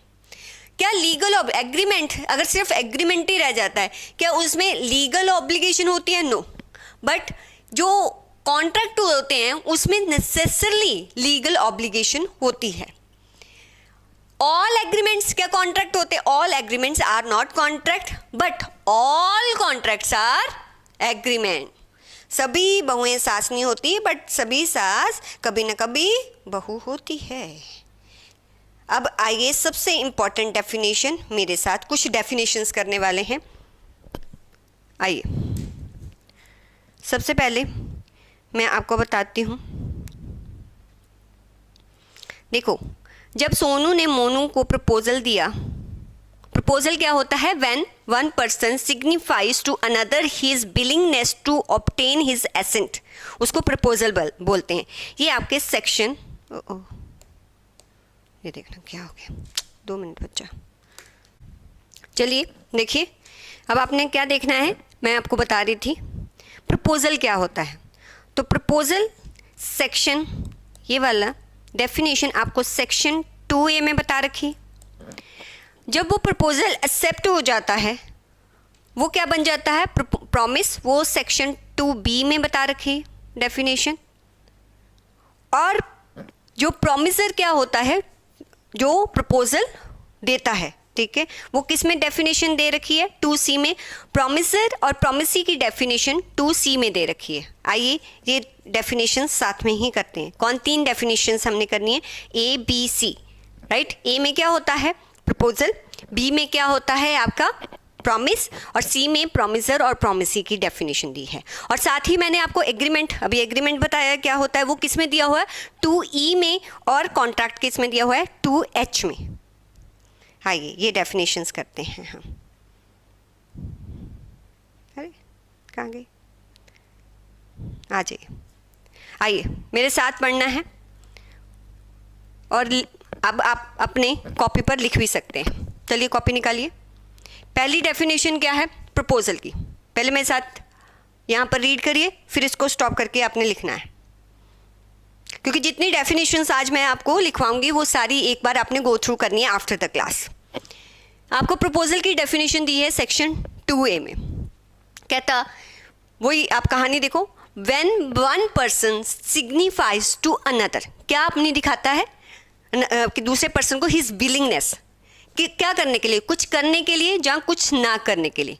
क्यों दिखाता है, इन ऑर्डर टू या with a view to obtaining the assent of that, इधर टू, एसेंट लेने के लिए, किस चीज़ के लिए, जहाँ तो वो कुछ करे जहाँ वो कुछ ना करे।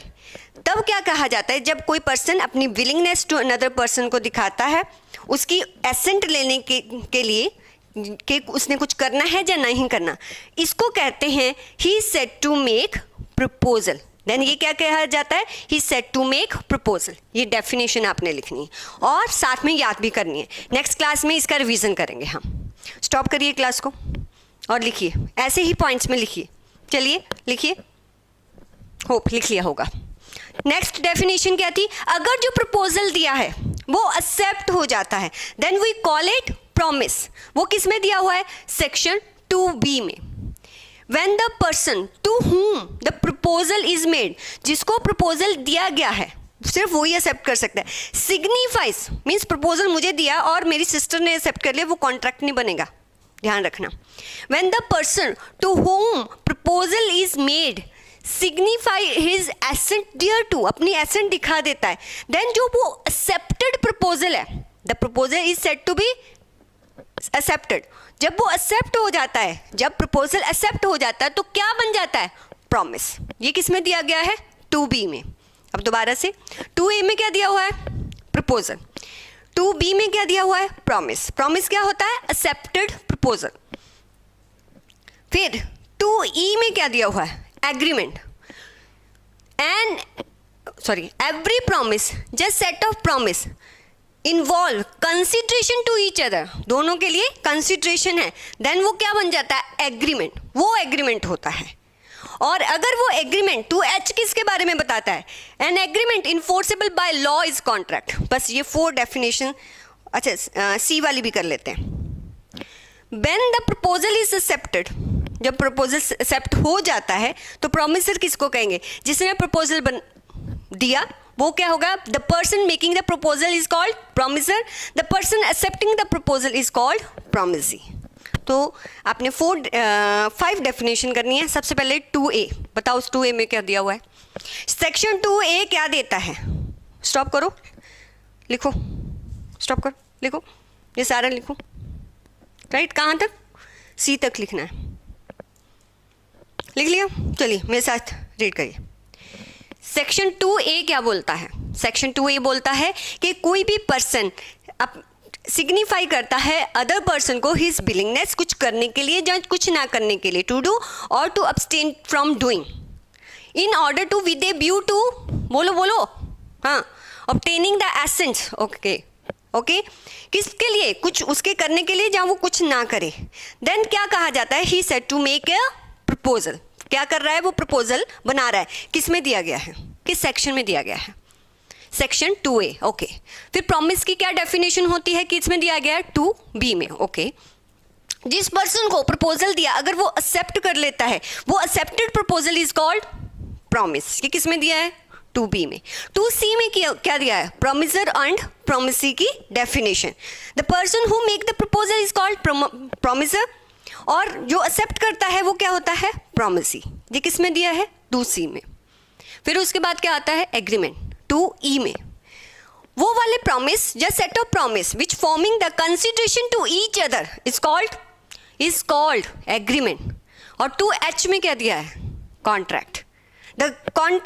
The agreement enforceable by law is called contract. 2A बोलो, बोलो 2A proposal, 2B promise, 2C promisor and promisee, 2E agreement, 2H contract. Clear? लिख लिया? ये डेफिनेशन याद करनी है, नेक्स्ट क्लास में सुनूंगी, मैं बोलूंगी, आप मेरे साथ साथ बोलेंगे। तो इज इट क्लियर? और साथ में आपने ये डिफरेंसेस भी करने हैं, यही करना है आपने। तो दिस इज ऑल अबाउट कि कॉन्ट्रैक्ट के एसेंशियल्स क्या होते हैं। किसी कॉन्ट्रैक्ट के बताइए कि एसेंशियल एलिमेंट्स क्या होंगे।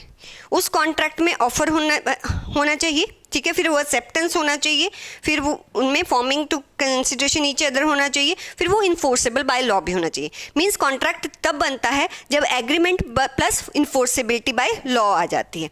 तो ये आपको बाय हार्ट ये वाली डेफिनेशन कॉन्ट्रैक्ट की याद करनी है। चलिए मैं करवाती हूँ। 2H में तो वहाँ पर स्मॉल सा लिखा है, लेकिन आपको ऐसा डेफिनेशन लिखना है।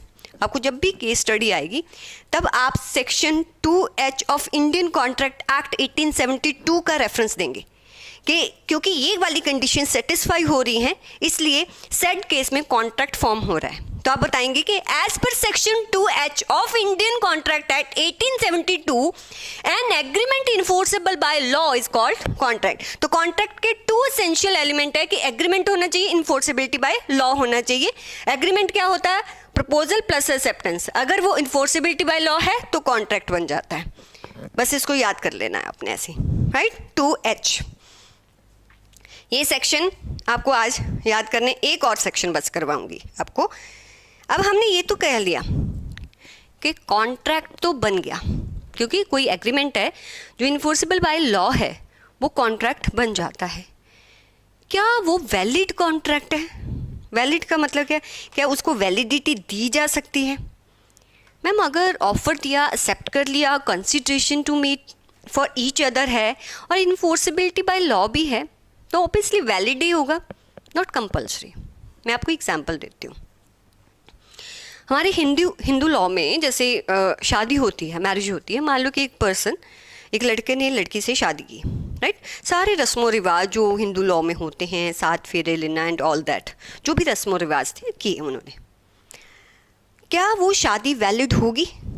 अगर वो जो लड़का जिसने शादी की उसके पहले से एक और मैरिज है, उसने डिवोर्स नहीं दे रखा, क्या वो वैलिड है? नहीं है ना।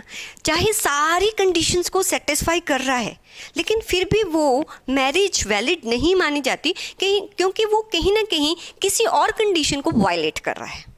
तो ऐसे ही चाहे ये कॉन्ट्रैक्ट एग्रीमेंट है, इन्फोर्सेबिलिटी बाय लॉ भी है, बट कोई एक आधी ऐसी कंडीशंस हो सकती है जो वायलेट हो रही हो और वो कॉन्ट्रैक्ट वैलिड ना हो। अब वही कंडीशंस हमने यहाँ पर अंडरस्टैंड करनी है। क्या अंडरस्टैंड करना है? हमारा सेक्शन 10 जो है वो बताता है कि क्या क्या ऐसे एसेंशियल्स हैं जो किसी भी कॉन्ट्रैक्ट में प्रेजेंट होने चाहिए उसको वैलिड होने के लिए। आज अब हम वो करने वाले हैं कि कौन कौन से एसेंशियल्स हैं जो होने चाहिए किसी भी कॉन्ट्रैक्ट को वैलिड करने के लिए। क्या करने वाले हैं? सेक्शन 10 क्या बताता है? Essentials of valid contract. जो सेक्शंस बता रही हूँ वो साथ साथ में करने हैं, right? Essentials of valid contract. सबसे पहला एसेंशियल क्या है? ऑब्वियसली किसी भी कॉन्ट्रैक्ट को वैलिड होने के लिए सबसे पहला एसेंशियल है कि दोनों में एग्रीमेंट होना चाहिए। मीन्स कहता है कि फर्स्ट एसेंशियल एलिमेंट किसी भी कॉन्ट्रैक्ट के लिए क्या है कि वहाँ पर ऑफर भी होनी चाहिए, एक्सेप्टेंस भी होनी चाहिए, दोनों में एग्रीमेंट होगा तो वो कॉन्ट्रैक्ट वैलिड होगा। ये तो हमें पता ही था कि ये तो होना ही चाहिए, ऑब्वियसली सेक्शन 10 कुछ खास नहीं बता रहा कि एग्रीमेंट तो होना ही चाहिए। तो फर्स्ट ऑफ ऑल तो agreement should be there, right. Second वो क्या बता रहा है, कहता है फ्री कंसेंट होनी चाहिए। इसका मतलब क्या है, सबसे पहले हम देखते हैं कि what is the meaning of consent. You know consent, school में भी जाते होंगे तो वो घर पर कंसेंट फॉर्म भेजते थे। अगर आपको ट्रिप पर जाना होता था तो टीचर घर पर कंसेंट फॉर्म भेजती थी कि हाँ भी अगर जो है ट्रिप पर जो बच्चा जा रहा है उसके लिए फुल रिस्पॉन्सिबल, अगर कुछ भी होता है तो वो फुल स्कूल उसके लिए रिस्पॉन्सिबल नहीं होगा, कुछ ऐसा ऐसा लिखा होता था। तो क्या करते थे, कंसेंट फॉर्म जो है वो साइन हो जाता था पेरेंट्स का। ऐसे ही जब आप हॉस्पिटल में जाते हो तो कंसेंट फॉर्म आपसे लिया जाता है। अब मुझे बताइए कंसेंट क्या होता है। कंसेंट का मतलब होता है कि अगर आप कोई भी जो आपके बीच में बातचीत हो रही है, अगर आप सिमिलर थिंग को सेम मैनर में अंडरस्टैंड करते हो, सिमिलर थिंग ना करके सेम थिंग को सेम मैनर में अंडरस्टैंड करते हो, मतलब मैम सेम थिंग को सेम मैनर में अंडरस्टैंड करना, इसको लैटिन में ये भी कहते हैं। जहाँ आप लीगल लैंग्वेज में बोल लो, इसको कंसेंसस एड आइडम या इडम भी बोलते हैं। मतलब जो मैंने बोला इसका जो मीनिंग हम बोल सकते हैं कि जो मैं सोच रही हूँ वो आप भी वही सोच रहे हो। जैसे हमारा जो एग्जाम्पल था, गिवन एग्जाम्पल सोनू मोनू का एग्जाम्पल था, इसमें सोनू कह रहा था कि मुझे मेरी कार तुझे बेचनी है, बट आपको पता है सोनू के पास 2 कार हैं, 2 कार है, एक ये भी है। अब ये देखो इसका हाल क्या हो रखा है, राइट। जब सोनू मोनू को प्रपोजल दे रहा था तब वो इस कार की बात कर रहा था, जबकि मोनू क्या समझ रहा था कि 1 लाख में मुझे ये वाली कार मिल रही है, और सोनू के माइंड में क्या था, ये वाली कार, ठीक है। जबकि मोनू क्या सोच रहा था, मोनू ब्लू वाली सोच रहा था, सोनू येलो वाली। मीन्स क्या उन दोनों के माइंड सेम थिंग पर मीट कर रहे थे? नहीं, वो सेम थिंग को सेम सेंस में नहीं ले रहे थे। कंसेंसस एड एडम होता है कि आपका मीटिंग ऑफ माइंड, मतलब आप दोनों के जो है सोच, जो वो सोच रहा है आप भी वही समझ रहे हो। यहाँ तो वो समझ ही नहीं रहे, तो मीन्स यहाँ पर कंसेंट है ही नहीं। अभी मैं फ्री कंसेंट की बात नहीं कर रही, अभी मैं बात कर रही हूँ कंसेंट किसे कहते हैं। कंसेंट का मतलब सेम थिंग को सेम मैनर में आप अंडरस्टैंड कर रहे हो। यहाँ पर ये ब्लू कार की बात येलो कार की बात कर रहा है और ये ब्लू सोच रहा है, तो इट मीन्स अगर इनके बीच में जो है एग्रीमेंट हो भी जाता है तो वो कभी भी कॉन्ट्रैक्ट का जो कॉन्ट्रैक्ट बनेगा वो कभी भी वैलिड नहीं होगा, क्योंकि यहाँ पर कंसेंट थी नहीं। वो कुछ और सोच रहा था, वो कुछ और समझ रहा है। तो इट मीन्स कि अगर उसमें कंसेंट नहीं है तो कॉन्ट्रैक्ट चाहे बने वो वैलिड नहीं होगा, उसको आप कोर्ट में जो है इन्फोर्स नहीं करवा सकते, राइट। तो इट मीन्स कि आपका सबसे पहले सेक्शन 10 क्या बोलता है कि सेक्शन 10 बोलता है कि आपके कॉन्ट्रैक्ट में सेम थिंग सेम मैनर में जो है होनी चाहिए, मीन्स कंसेंसस एड एडम, कि आपका मीटिंग ऑफ माइंड्स होना चाहिए। अगर चलिए मान लो सोनू ने कहा मुझे मेरी ब्लू कार बेचनी है, मोनू कहता है कि ठीक है भाई मैं आपकी ब्लू कार लेने के लिए रेडी हूँ। क्या आप दोनों में जो वो बोल रहा है वो भी वही समझ रहा है ना? इट मीन्स कि इसमें कंसेंट तो है, कंसेंट का होना ही नहीं ज़रूरी है, आपका कंसेंट फ्री भी होना चाहिए। अब फ्री का मतलब क्या है? फ्री कंसेंट का मतलब क्या है कि आपने उसका कंसेंट तो लिया, लेकिन ऐसे लिया, ऐसे तू मेरी कार लेने के लिए रेडी है 1 करोड़ में कि नहीं बता, नहीं तो तू तो गया भगवान के पास। क्या अब कंसेंट तो है, अब वो बोल रहा है कि तू मेरी ब्लू कार लेने के लिए रेडी है कि नहीं लेगा तो तू देखता है अंजाम तेरा क्या होगा, राइट। अब मुझे बताओ कंसेंट तो है, वो भी वही चीज़ समझ रहा है जो दूसरा बोल रहा है, लेकिन यहाँ पर उसकी जो कंसेंट ली गई है वो फ्री नहीं है, बाय कॉर्जन बाय थ्रेट ली गई है। तो मीन्स अगर आप दूसरे की कंसेंट लेते हो, ठीक है, थ्रेट के थ्रू लेते हो, कॉर्जन के थ्रू लेते हो, तो वो कॉन्ट्रैक्ट नहीं बनेगा। वो कॉन्ट्रैक्ट चाहे बने लेकिन वैलिड नहीं होगा। वो कॉन्ट्रैक्ट वैलिड नहीं होगा। आप अगर कंसेंट लेते हो, कंसेंट के लिए आपने क्या समझना है, कंसेंसस एड आइटम होना चाहिए, मीन्स मीटिंग ऑफ माइंड होना चाहिए, या इन अदर वर्ड्स कह लूँ कि सेम थिंग सेम मैनर में अंडरस्टैंड होनी चाहिए, ये होना चाहिए। और अलॉन्ग विद दैट आपका कंसेंट क्या होना चाहिए, फ्री फ्री फ्री फ्री होना चाहिए। अब कंसेंट फ्री कब माना जाता है, जब जो कंसेंट लिया जाता है वो ना तो कॉर्जन से लिया जाए, थ्रेट करके लिया जाए, ना वहाँ पर अनड्यू इन्फ्लुएंस हो। अनड्यू इन्फ्लुएंस का मतलब कि जिसके साथ आप कॉन्ट्रैक्ट कर रहे हो ना, उस पर आपका इन्फ्लुएंस है, तो वो उस इन्फ्लुएंस में आके आपकी बात मान रहा है। फॉर एग्जाम्पल, मैं कोई पर्सन है, उसने मुझसे बहुत सारा लोन लिया हुआ है, मैं उसको बोलती हूँ कि ये तेरी प्रॉपर्टी है ना, इसको 2 लाख में दे दे। वो सोचता है कि अगर मैंने इसको ना दिया तो यार ये मेरे से पैसा वापस मांग लेगा, और अभी तो मुझे बहुत ज़्यादा ज़रूरत भी है। तो मीन्स वो इन्फ्लुएंस में आके मुझे वो दे देता है। ऐसा जैसे कि एक टीचर और स्टूडेंट्स का होता है रिश्ता, उसमें भी इन्फ्लुएंस होता है, जहाँ पर फिड्यूशियरी रिलेशनशिप होते हैं, ट्रस्ट, ट्रस्टीज, ऐसे। यहाँ पर हमें प्रूव करना पड़ता है कि कॉन्ट्रैक्ट जो बना था, अगर केस होता है, वो कॉन्ट्रैक्ट में जो कंसेंट लिया गया था वो फ्री था कि नहीं। अगर केस होता है तो वहाँ प्रूव करना पड़ता है। तो कैसे देखते हैं कि कंसेंट फ्री था कि नहीं, कि क्या थ्रेट से तो नहीं लिया गया, कोई अनड्यू इन्फ्लुएंस तो नहीं था वहाँ पर, राइट। तो अगर वहाँ पर कोई अनड्यू इन्फ्लुएंस नहीं था, कोई थ्रेट नहीं था, कॉर्जन नहीं था, कोई फ्रॉड नहीं था, कोई फ्रॉड नहीं था,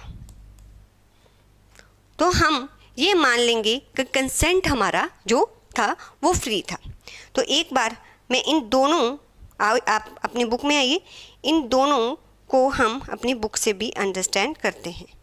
आइए अपनी बुक में, जो जो साथ में करा रही हूँ एक बार उसकी रीडिंग हम अपनी बुक से भी लेंगे,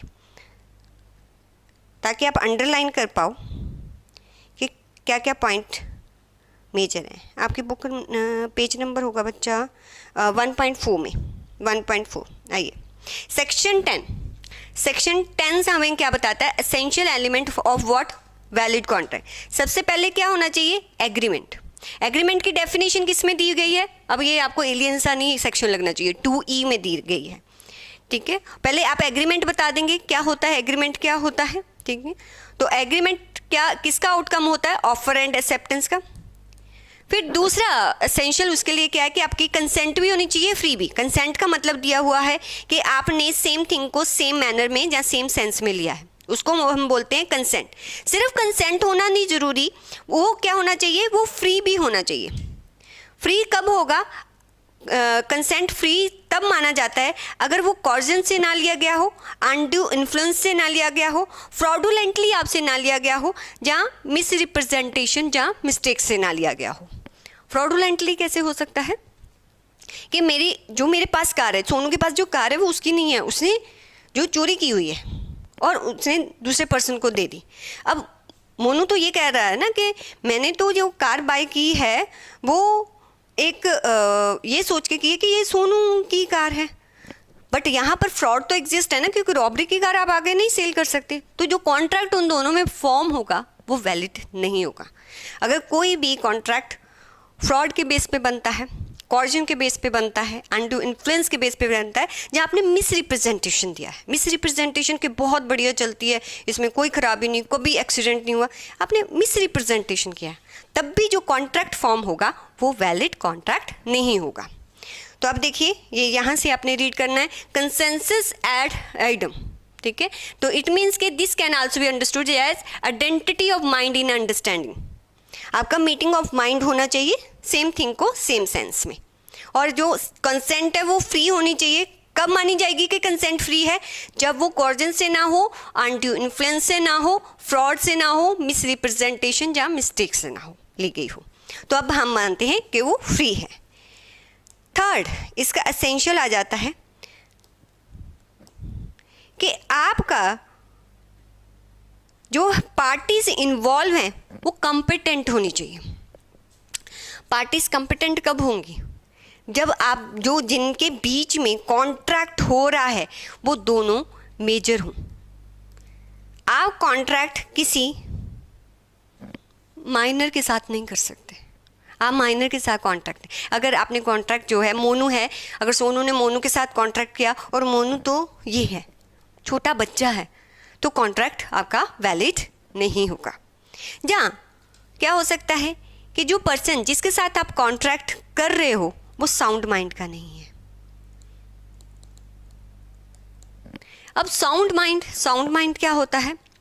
साउंड माइंड मीन्स जिस पर्सन के साथ आप कॉन्ट्रैक्ट कर रहे हो वो इडियट ना हो, वो लुनेंटिक ना हो, वो ड्रंकन ना हो। अब क्या फ़र्क होता है? इडियट कौन होता है? इडियट वो पर्सन होते हैं, हम तो वैसे ही बातचीत में बोल देते हैं ना इडियट है वो, तो इडियट वैसे होता क्या है?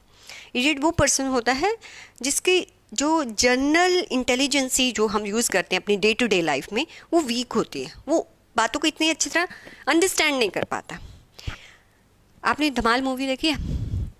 धमाल मूवी में आदि है, आदि, ये देखो मैं दिखाती हूँ आपको, 2 मिनट निकालने दो मुझे। ये देखो,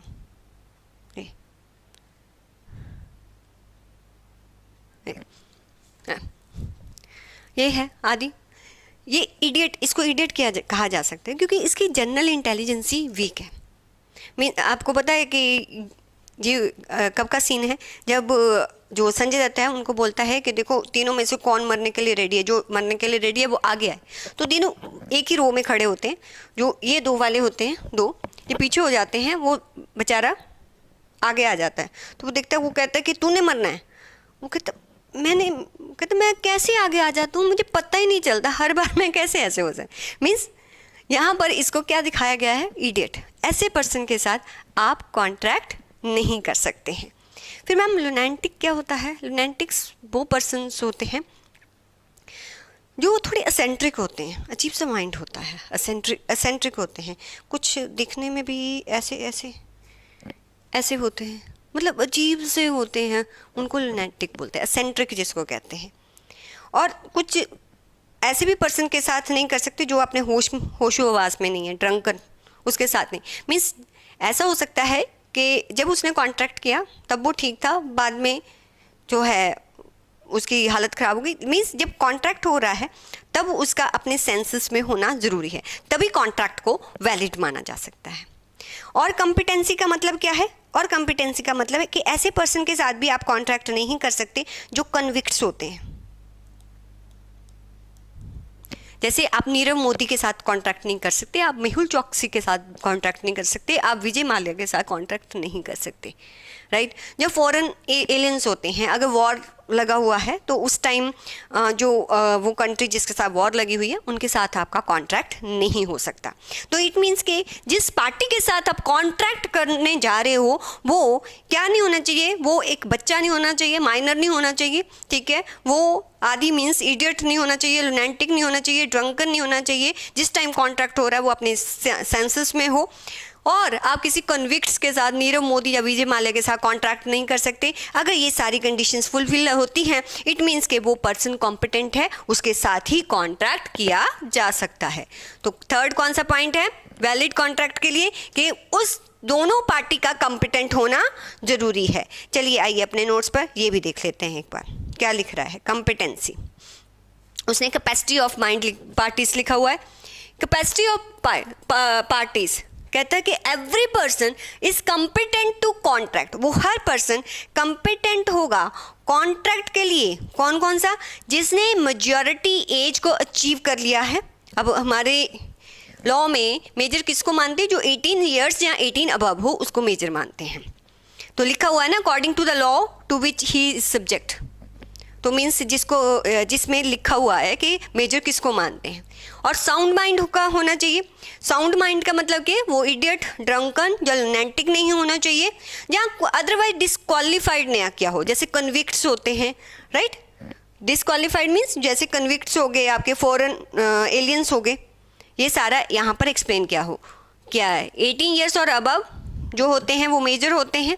साउंड माइंड वो पर्सन होता है जो इडियट ना हो, लुनेटिक ना हो, ड्रंकन ना हो, ठीक है। मीन्स किसी इंटॉक्सिकेंट के इन्फ्लुएंस में ना हो, उसको साउंड माइंड बोलते हैं। और सी में कौन कौन से एलियन एनिमी आपके हो गए, कॉन्विक्ट्स हो गए, ये दिए गए हैं। तो आपने कॉम्पिटेंट पार्टी कब होगी, जब वो मेजर होगी, साउंड माइंड होगी और किसी भी लॉ के थ्रू उसको डिस्क्वालीफाइड ना किया गया हो। जो बैंकक्रप्ट होते हैं उनके साथ भी आप कॉन्ट्रैक्ट नहीं कर सकते।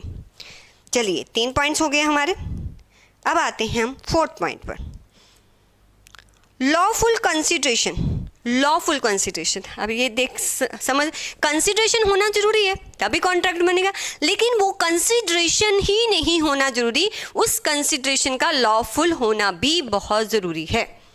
मीन्स अगर सोनू मोनू को बोलता है कि भाई मेरी कार ले ले, उसके बदले में मुझे 1 kg कोकीन दे देना, अब जो कंसिडरेशन इन्वॉल्व है, वेदर इट इज़ लॉफुल और नॉट, ये लॉफुल है नहीं है। इट मीन्स जो कंसिडरेशन इन्वॉल्व है वो क्या होनी चाहिए, लॉफुल होनी चाहिए। 5th पॉइंट क्या है, लीगल ऑब्जेक्ट। मीन्स जो उसके पीछे, जो कॉन्ट्रैक्ट करने के पीछे जो आपका ऑब्जेक्टिव है वो भी लीगल होना चाहिए। जैसे एग्जांपल देती हूँ, आप इससे समझ सकते हो कि अगर कोई ज़मीन है मेरे पास और गवर्नमेंट कहती है कि इस ज़मीन पर सिर्फ रेजिडेंशियल कॉम्प्लेक्सेस ही बन सकते हैं, लेकिन मैं उसको किसी बिल्डर को मॉल बनाने के लिए सेल कर देती हूँ, तो क्या जो ऑब्जेक्टिव है कॉन्ट्रैक्ट के पीछे वो लॉफुल है, लीगल है? नहीं। मीन्स जिस पर्पस के लिए वो बना है, क्या उसी पर्पस के लिए ही आपने कॉन्ट्रैक्ट किया है, या आपका कॉन्ट्रैक्ट उसके अगेंस्ट है? अगर उस ऑब्जेक्ट के अगेंस्ट है, इट मीन्स कि वो कॉन्ट्रैक्ट लीगल नहीं है। तो ऑब्जेक्टिव जो होना चाहिए कॉन्ट्रैक्ट का वो भी लीगल होना चाहिए। तो ये याद रखेंगे आप कि आप रेजिडेंशियल कॉम्प्लेक्स पर अगर कोई कमर्शियल मॉल या शॉपिंग कॉम्प्लेक्स बना देते हो तो वो कॉन्ट्रैक्ट वैलिड नहीं होगा, क्योंकि उसका ऑब्जेक्ट लीगल नहीं है। ओके, तो इसको भी बुक में से पढ़ लेते हैं। आइए, कौन सा है, कंसिडरेशन। पहले उसने ना यहाँ पर कंसिडरेशन का मीनिंग दिया हुआ है, फिर उसने दिया हुआ है कि जो कंसिडरेशन होना चाहिए वो लॉफुल होना चाहिए। मीन्स कंसिडरेशन लॉफुल और ऑब्जेक्ट भी लॉफुल होना चाहिए। कंसिडरेशन का मतलब होता है something in return, something nothing. चलिए, मीन्स कंसिडरेशन का मीन्स क्या होता है, समथिंग इन रिटर्न। इसको लीगल लैंग्वेज में क्या बोलते हैं, क्विड प्रो क्यू। क्या बोलते हैं, क्विड प्रो क्यू। कंसिडरेशन का एग्जिस्ट होना ज़रूरी है किसी भी कॉन्ट्रैक्ट के वैलिड होने के लिए, बट वो कंसिडरेशन लॉफुल भी होना चाहिए। जैसे उसने एग्जाम्पल दी है कि अगर A agrees to sell his house to be against 100 kg of cocaine, तो ये वाला एग्रीमेंट आपका इलीगल होगा क्योंकि कंसिडरेशन आपकी अनलॉफुल है। तो यहाँ से एक बार रीड करते हैं, द कंसिडरेशन एंड ऑब्जेक्ट जो एग्रीमेंट का होना चाहिए वो मस्ट बी लॉफुल होना चाहिए। अगर वो इस कंडीशन को फॉलो नहीं करता देन आपका कॉन्ट्रैक्ट वैलिड नहीं होगा। तो ये 2 एग्जाम्पल जहाँ आप रेजिडेंशियल कॉम्प्लेक्स की एग्जाम्पल यहाँ पर दे सकते हैं, रेजिडेंशियल कॉम्प्लेक्स की एग्जाम्पल दे सकते हैं। ठीक है, अब लास्ट आ गया सेक्शन 10 का लास्ट हमारे पास आ गया पॉइंट कि ऐसे कोई भी कॉन्ट्रैक्ट वैलिड नहीं माने जाएंगे जो कि एक्सप्रेसली वॉइड डिक्लेयर। अब मैम वॉइड का मतलब क्या होता है, वॉइड वो होते हैं जो कॉन्ट्रैक्ट तो बन जाते हैं लेकिन उनको इन्फोर्स नहीं किया जा सकता। बाद में इनकी डिटेल हम डिस्कशन करेंगे।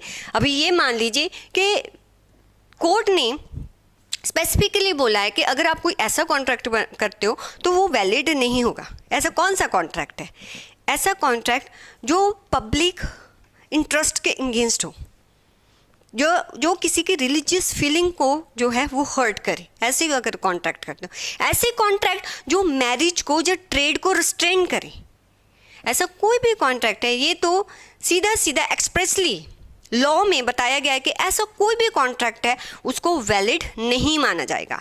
कैसे कॉन्ट्रैक्ट जो सीधे सीधे लॉ ने रिस्ट्रेन कर दिए।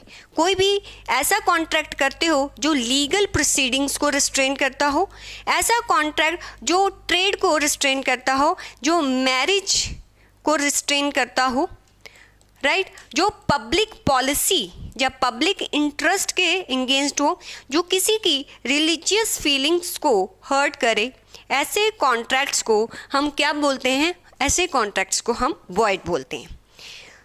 तो यहाँ पर आपके आ जाइए बुक में मेरे साथ। Not expressly declared to be void, law declares to be either illegal और वॉइड। ऐसे कहता है the agreement entered into must not be which the law declares be either illegal और वॉइड।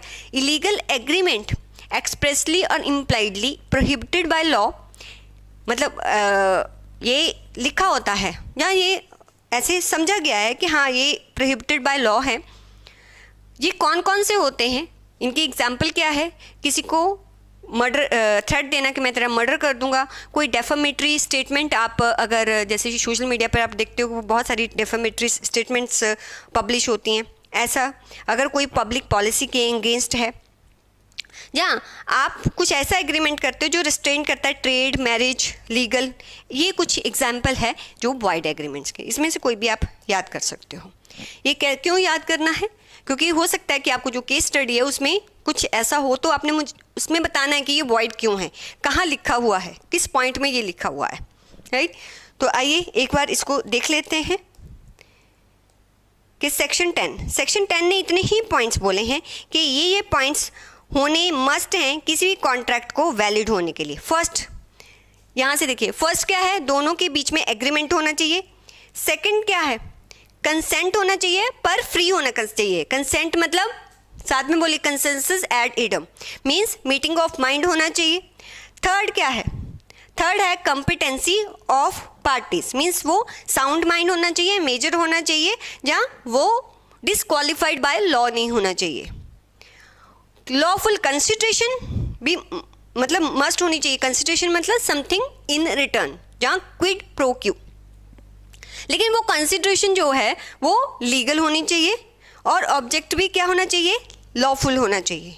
और ऐसा कोई भी कॉन्ट्रैक्ट नहीं करेंगे जो एक्सप्रेसली लॉ में जो है वो वॉइड डिक्लेयर किया गया है। ऐसे कॉन्ट्रैक्ट क्या हो सकते हैं? जैसे आप लीगल प्रोसीडिंग को, ट्रेड को, मैरिज को, इनको रिस्ट्रेन करते हो, या कोई डेफामेटरी स्टेटमेंट पब्लिश करते हो, जहाँ आप ऐसा कोई कॉन्ट्रैक्ट करते हो जो पब्लिक इंटरेस्ट के अगेंस्ट होता है।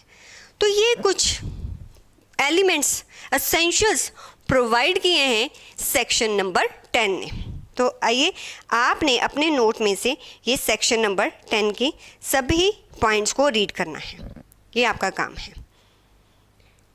मैम बस इतने ही पॉइंट होते हैं? नहीं, सेक्शन 10 जो है, सेक्शन 10 आधा अधूरा है। उसको पूरा किसने किया? दूसरे सेक्शंस ने। दूसरे सेक्शन बोलते हैं कि हे सेक्शन 10, तूने कुछ बातें तो ठीक की कि एग्रीमेंट होना चाहिए, कंपिटेंसी ऑफ पार्टीज होना चाहिए, लॉफुल कंसिडरेशन होना चाहिए, या एक्सप्रेसली नॉट इलीगल एग्रीमेंट वो नहीं होना चाहिए, तब भी वैलिड होगा। बट तू कुछ पॉइंट्स भूल गया, कुछ एसेंशियल्स भूल गया।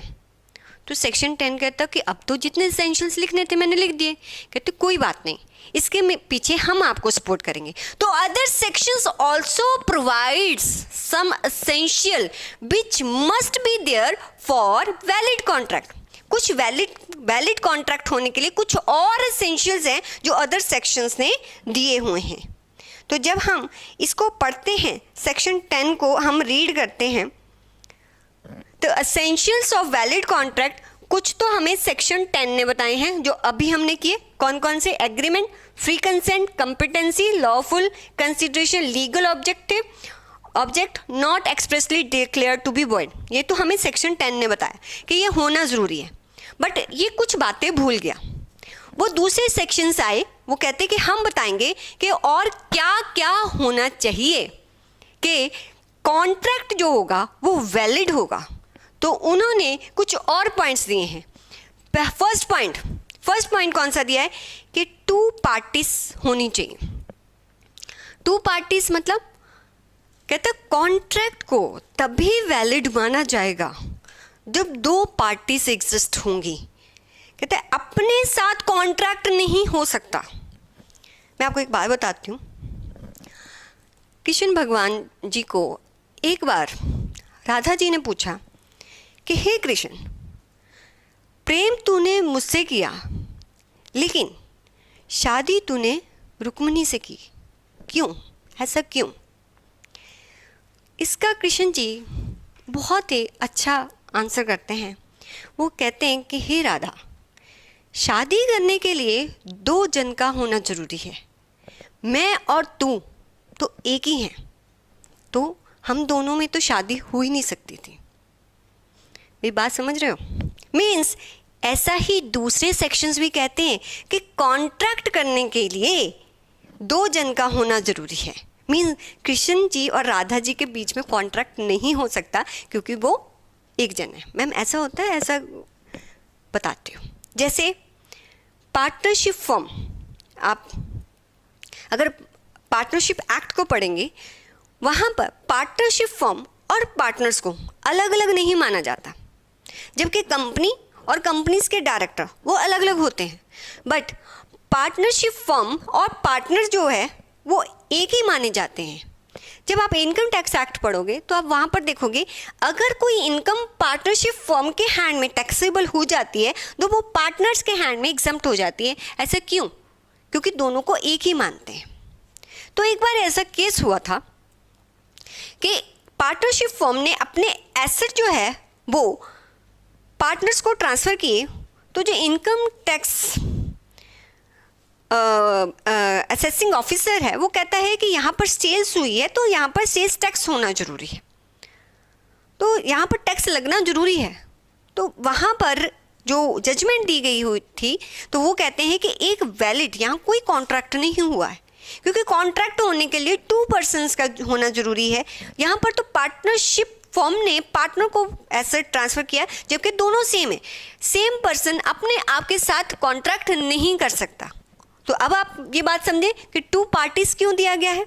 तो आप ये मान लो कि पार्टनरशिप फर्म और पार्टनर कृष्ण जी और राधा जी है, वो अपने साथ कॉन्ट्रैक्ट नहीं कर सकते। तो अदर सेक्शंस बोलते हैं कि कॉन्ट्रैक्ट को वैलिड होने के लिए 2 पार्टीज का होना ज़रूरी है। तो यहाँ पर नोट्स में आते हैं, तो 2 पार्टीज होंगी। अभी हाँ, 2 पार्टीज होंगी तो कॉन्ट्रैक्ट वैलिड माना जाएगा। ठीक है। सेकंड उसका एसेंशियल क्या है? कहता है इंटेंशन होनी चाहिए लीगल रिलेशनशिप क्रिएट होने की।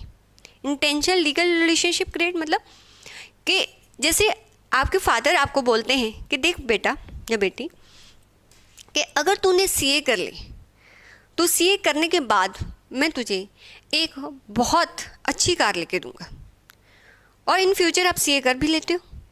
आप अपने फादर को बोलते हो कि आपने बोला था कि सीए कर लूँगा या लूँगी तो आप मुझे कार लेके दोगे, तो आप मुझे कार लेके दो। फादर कहते हैं अरे सीए कर ली, अब तो बहुत कमाएगा तो अपने आप ले लेना, अब मेरी क्या ज़रूरत। क्या यहाँ पर आप केस कर सकते हो अपने फादर पर? क्या जब फादर ने ये बोला था कि अगर तू सीए कर लेगा तो मैं तुझे कार लेके दूंगा, तो यहाँ पर क्या फादर की इंटेंशन थी एक लीगल रिलेशनशिप क्रिएट करने की?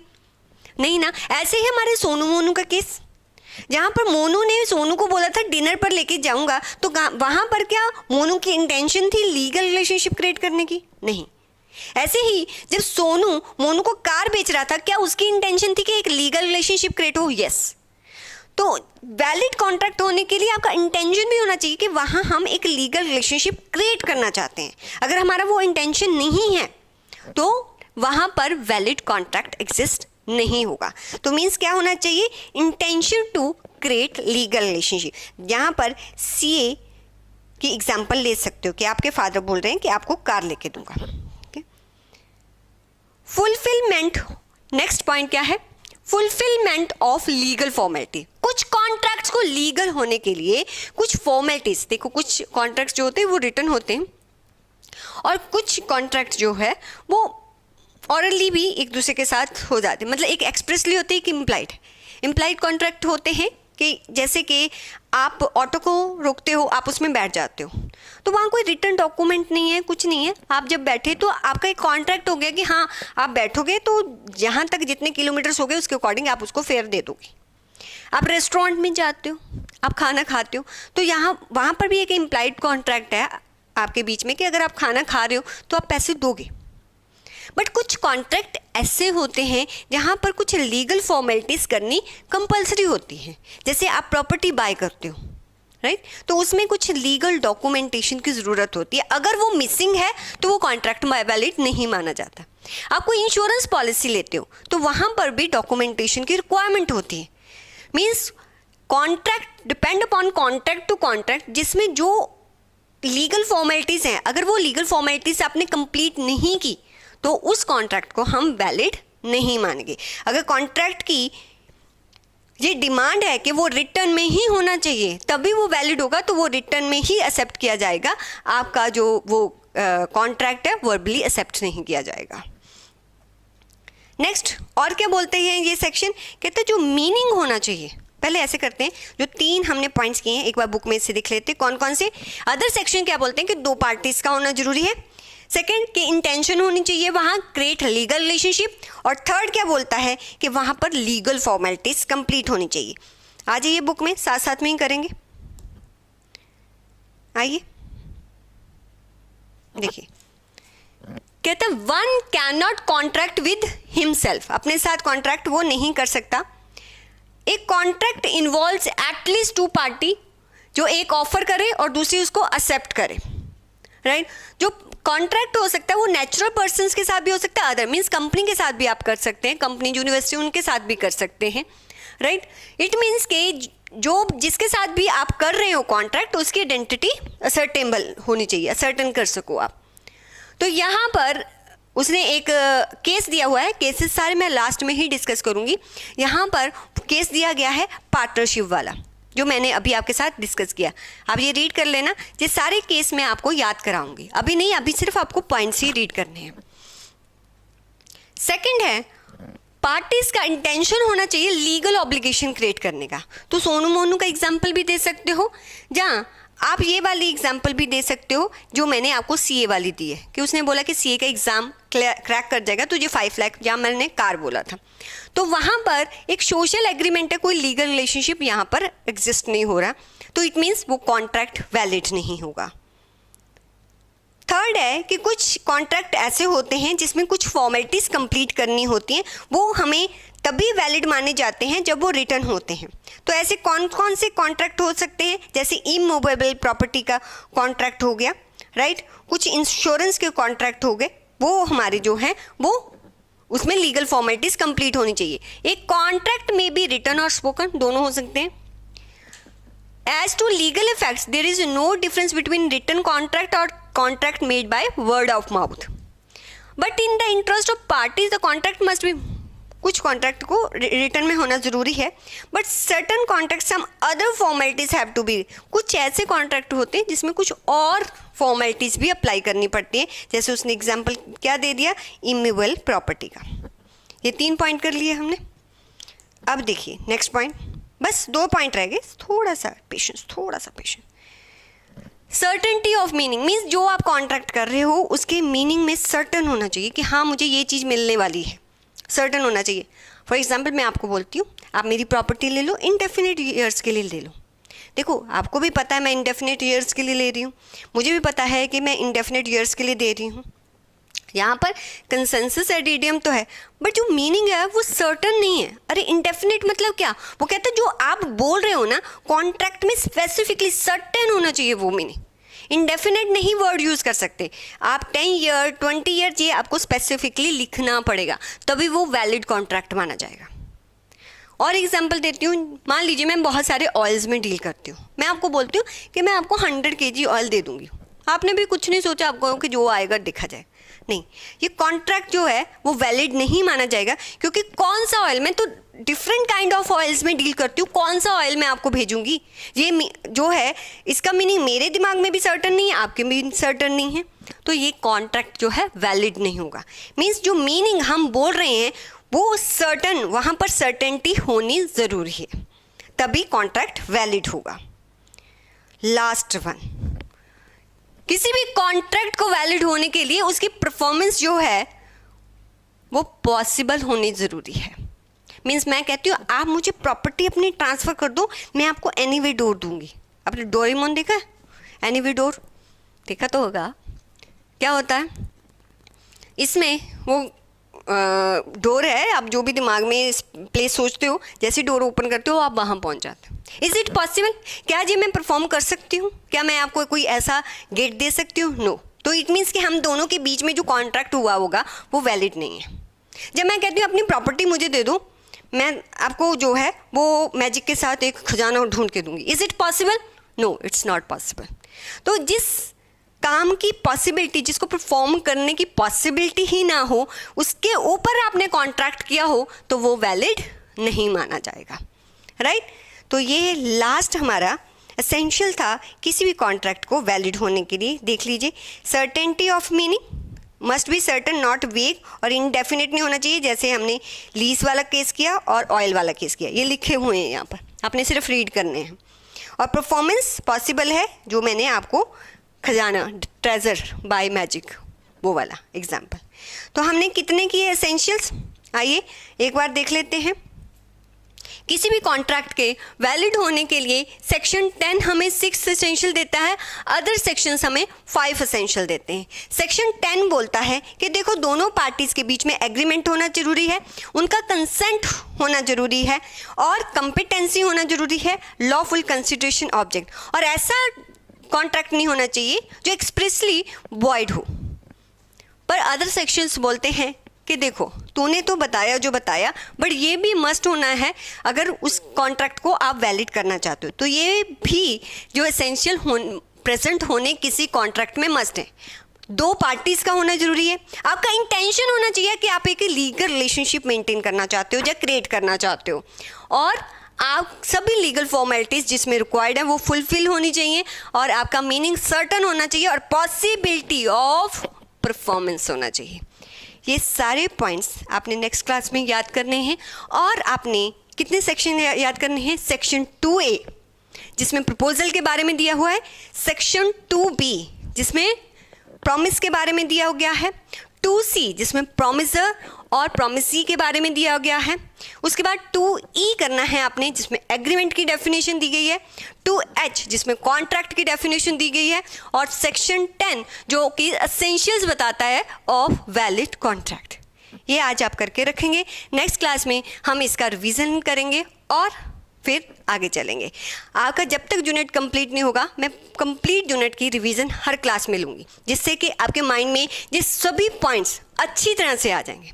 बट बच्चा, आपने भी जो है वो मेहनत करनी है, आप फोकस्ड रहो। देखो, आप एक टाइम डिसाइड कर लो कि मुझे इतना टाइम लॉ को देना ही है। आप दिन का 25 मिनट, 30 मिनट, जवाना जो भी आप अकॉर्डिंग टू कि मुझे इतने में समझ आ जाता है। मान लीजिए कि समटाइम्स आपके पास बहुत काम है, आप अपनी कंसिस्टेंसी नहीं छोड़ना। उस दिन चाहे 10 मिनट्स पढ़ना, लेकिन पढ़ना ज़रूर। एक कंसिस्टेंसी होने से ना आप में बहुत डिफरेंस आएगा। आप हमेशा ध्यान रखना ये बात, ठीक है? तो स्टे फोकस्ड, अपनी पढ़ाई पर ध्यान दो, बहुत अच्छी तरह से करना है। सीए को फर्स्ट अटेम्प्ट में ही हमें क्लियर करना है, ये ठान लो और पढ़ते रहो। चलो, टेक केयर बच्चे, अपनी हेल्थ का भी ध्यान रखो। बाय। हेलो बच्चों, कैसे हैं आप? मैं CA संतोष कुमार। मैंने और मेरी टीम ने डिसाइड किया कि जो क्वालिटी एजुकेशन मैं और मेरी टीम एक पर्टिकुलर एरिया में प्रोवाइड कर रहे हैं, उसको पूरे देश में क्यों न फैलाया जाए at the reasonable cost, under the brand name of COC education private limited. मेरे बच्चों, इस सक्सेस को हमने पाया, कॉमर्स के स्टूडेंट्स किसी भी कोर्स के हो, वो पूरे ऑल ओवर इंडिया में बैठ के हमारे कोर्सेज से बेनिफिट ले रहे हैं या ले चुके हैं। हमें जो दूसरों से अलग करता है वो है हमारा डेली डाउट सेशन। हमारा जो एकेडमिक इंस्ट्रक्टर टीम है, आपके कॉन्टिन्यूस आपके ग्रोथ पे वो नजर बनाए रखता है और आपको कॉन्टिन्यूस बेसिस पे मोटिवेट करना आपको स्टडी के लिए। मेरे बच्चों, कुछ रिव्यूज पूरे ऑल ओवर इंडिया से आए हैं, मैं चाहता हूं कि वो आपसे शेयर करूं। This is Komal Mishra of class 11. I am Vishal, preparing for CA Foundation. Hello, my name is Anshika and I'm doing CA Intermediate. Ayaz from Bihar, student of CUC since class 11th and now in foundation. I have purchased my CMA Intermediate classes from CUC Education. Hi everybody, this is Rahul. I am currently pursuing the CMA finals. मैंने YouTube पर पहली बार तो sir का class देखा, उनके पढ़ाने का तरीका मुझे बहुत ही पसंद आया। Very thankful to Santosh sir. He is really a very nice teacher. अगर मैं संतोष सर के टीचिंग स्टाइल के बारे में बात करूँ तो आपको महसूस ही नहीं होगा कि आप वीडियो क्लासेस में बैठो, आप लाइव क्लासेस में बैठो। Santosh sir has cleared all my doubts and he gives a very tagda answer to our accountant. Thanks to COC, my concepts are pretty clear, my doubts get clear right away, and I'm even able to score a good mark. इसलिए मैं संतोष sir का दिल से thank you so much कहना चाहता हूँ। आइए आप भी हमारे साथ ज्वाइन करें और सक्सेस के पाथ पे आप भी हमारे साथ अपने सपनों को पूरा करें। थैंक यू बच्चों।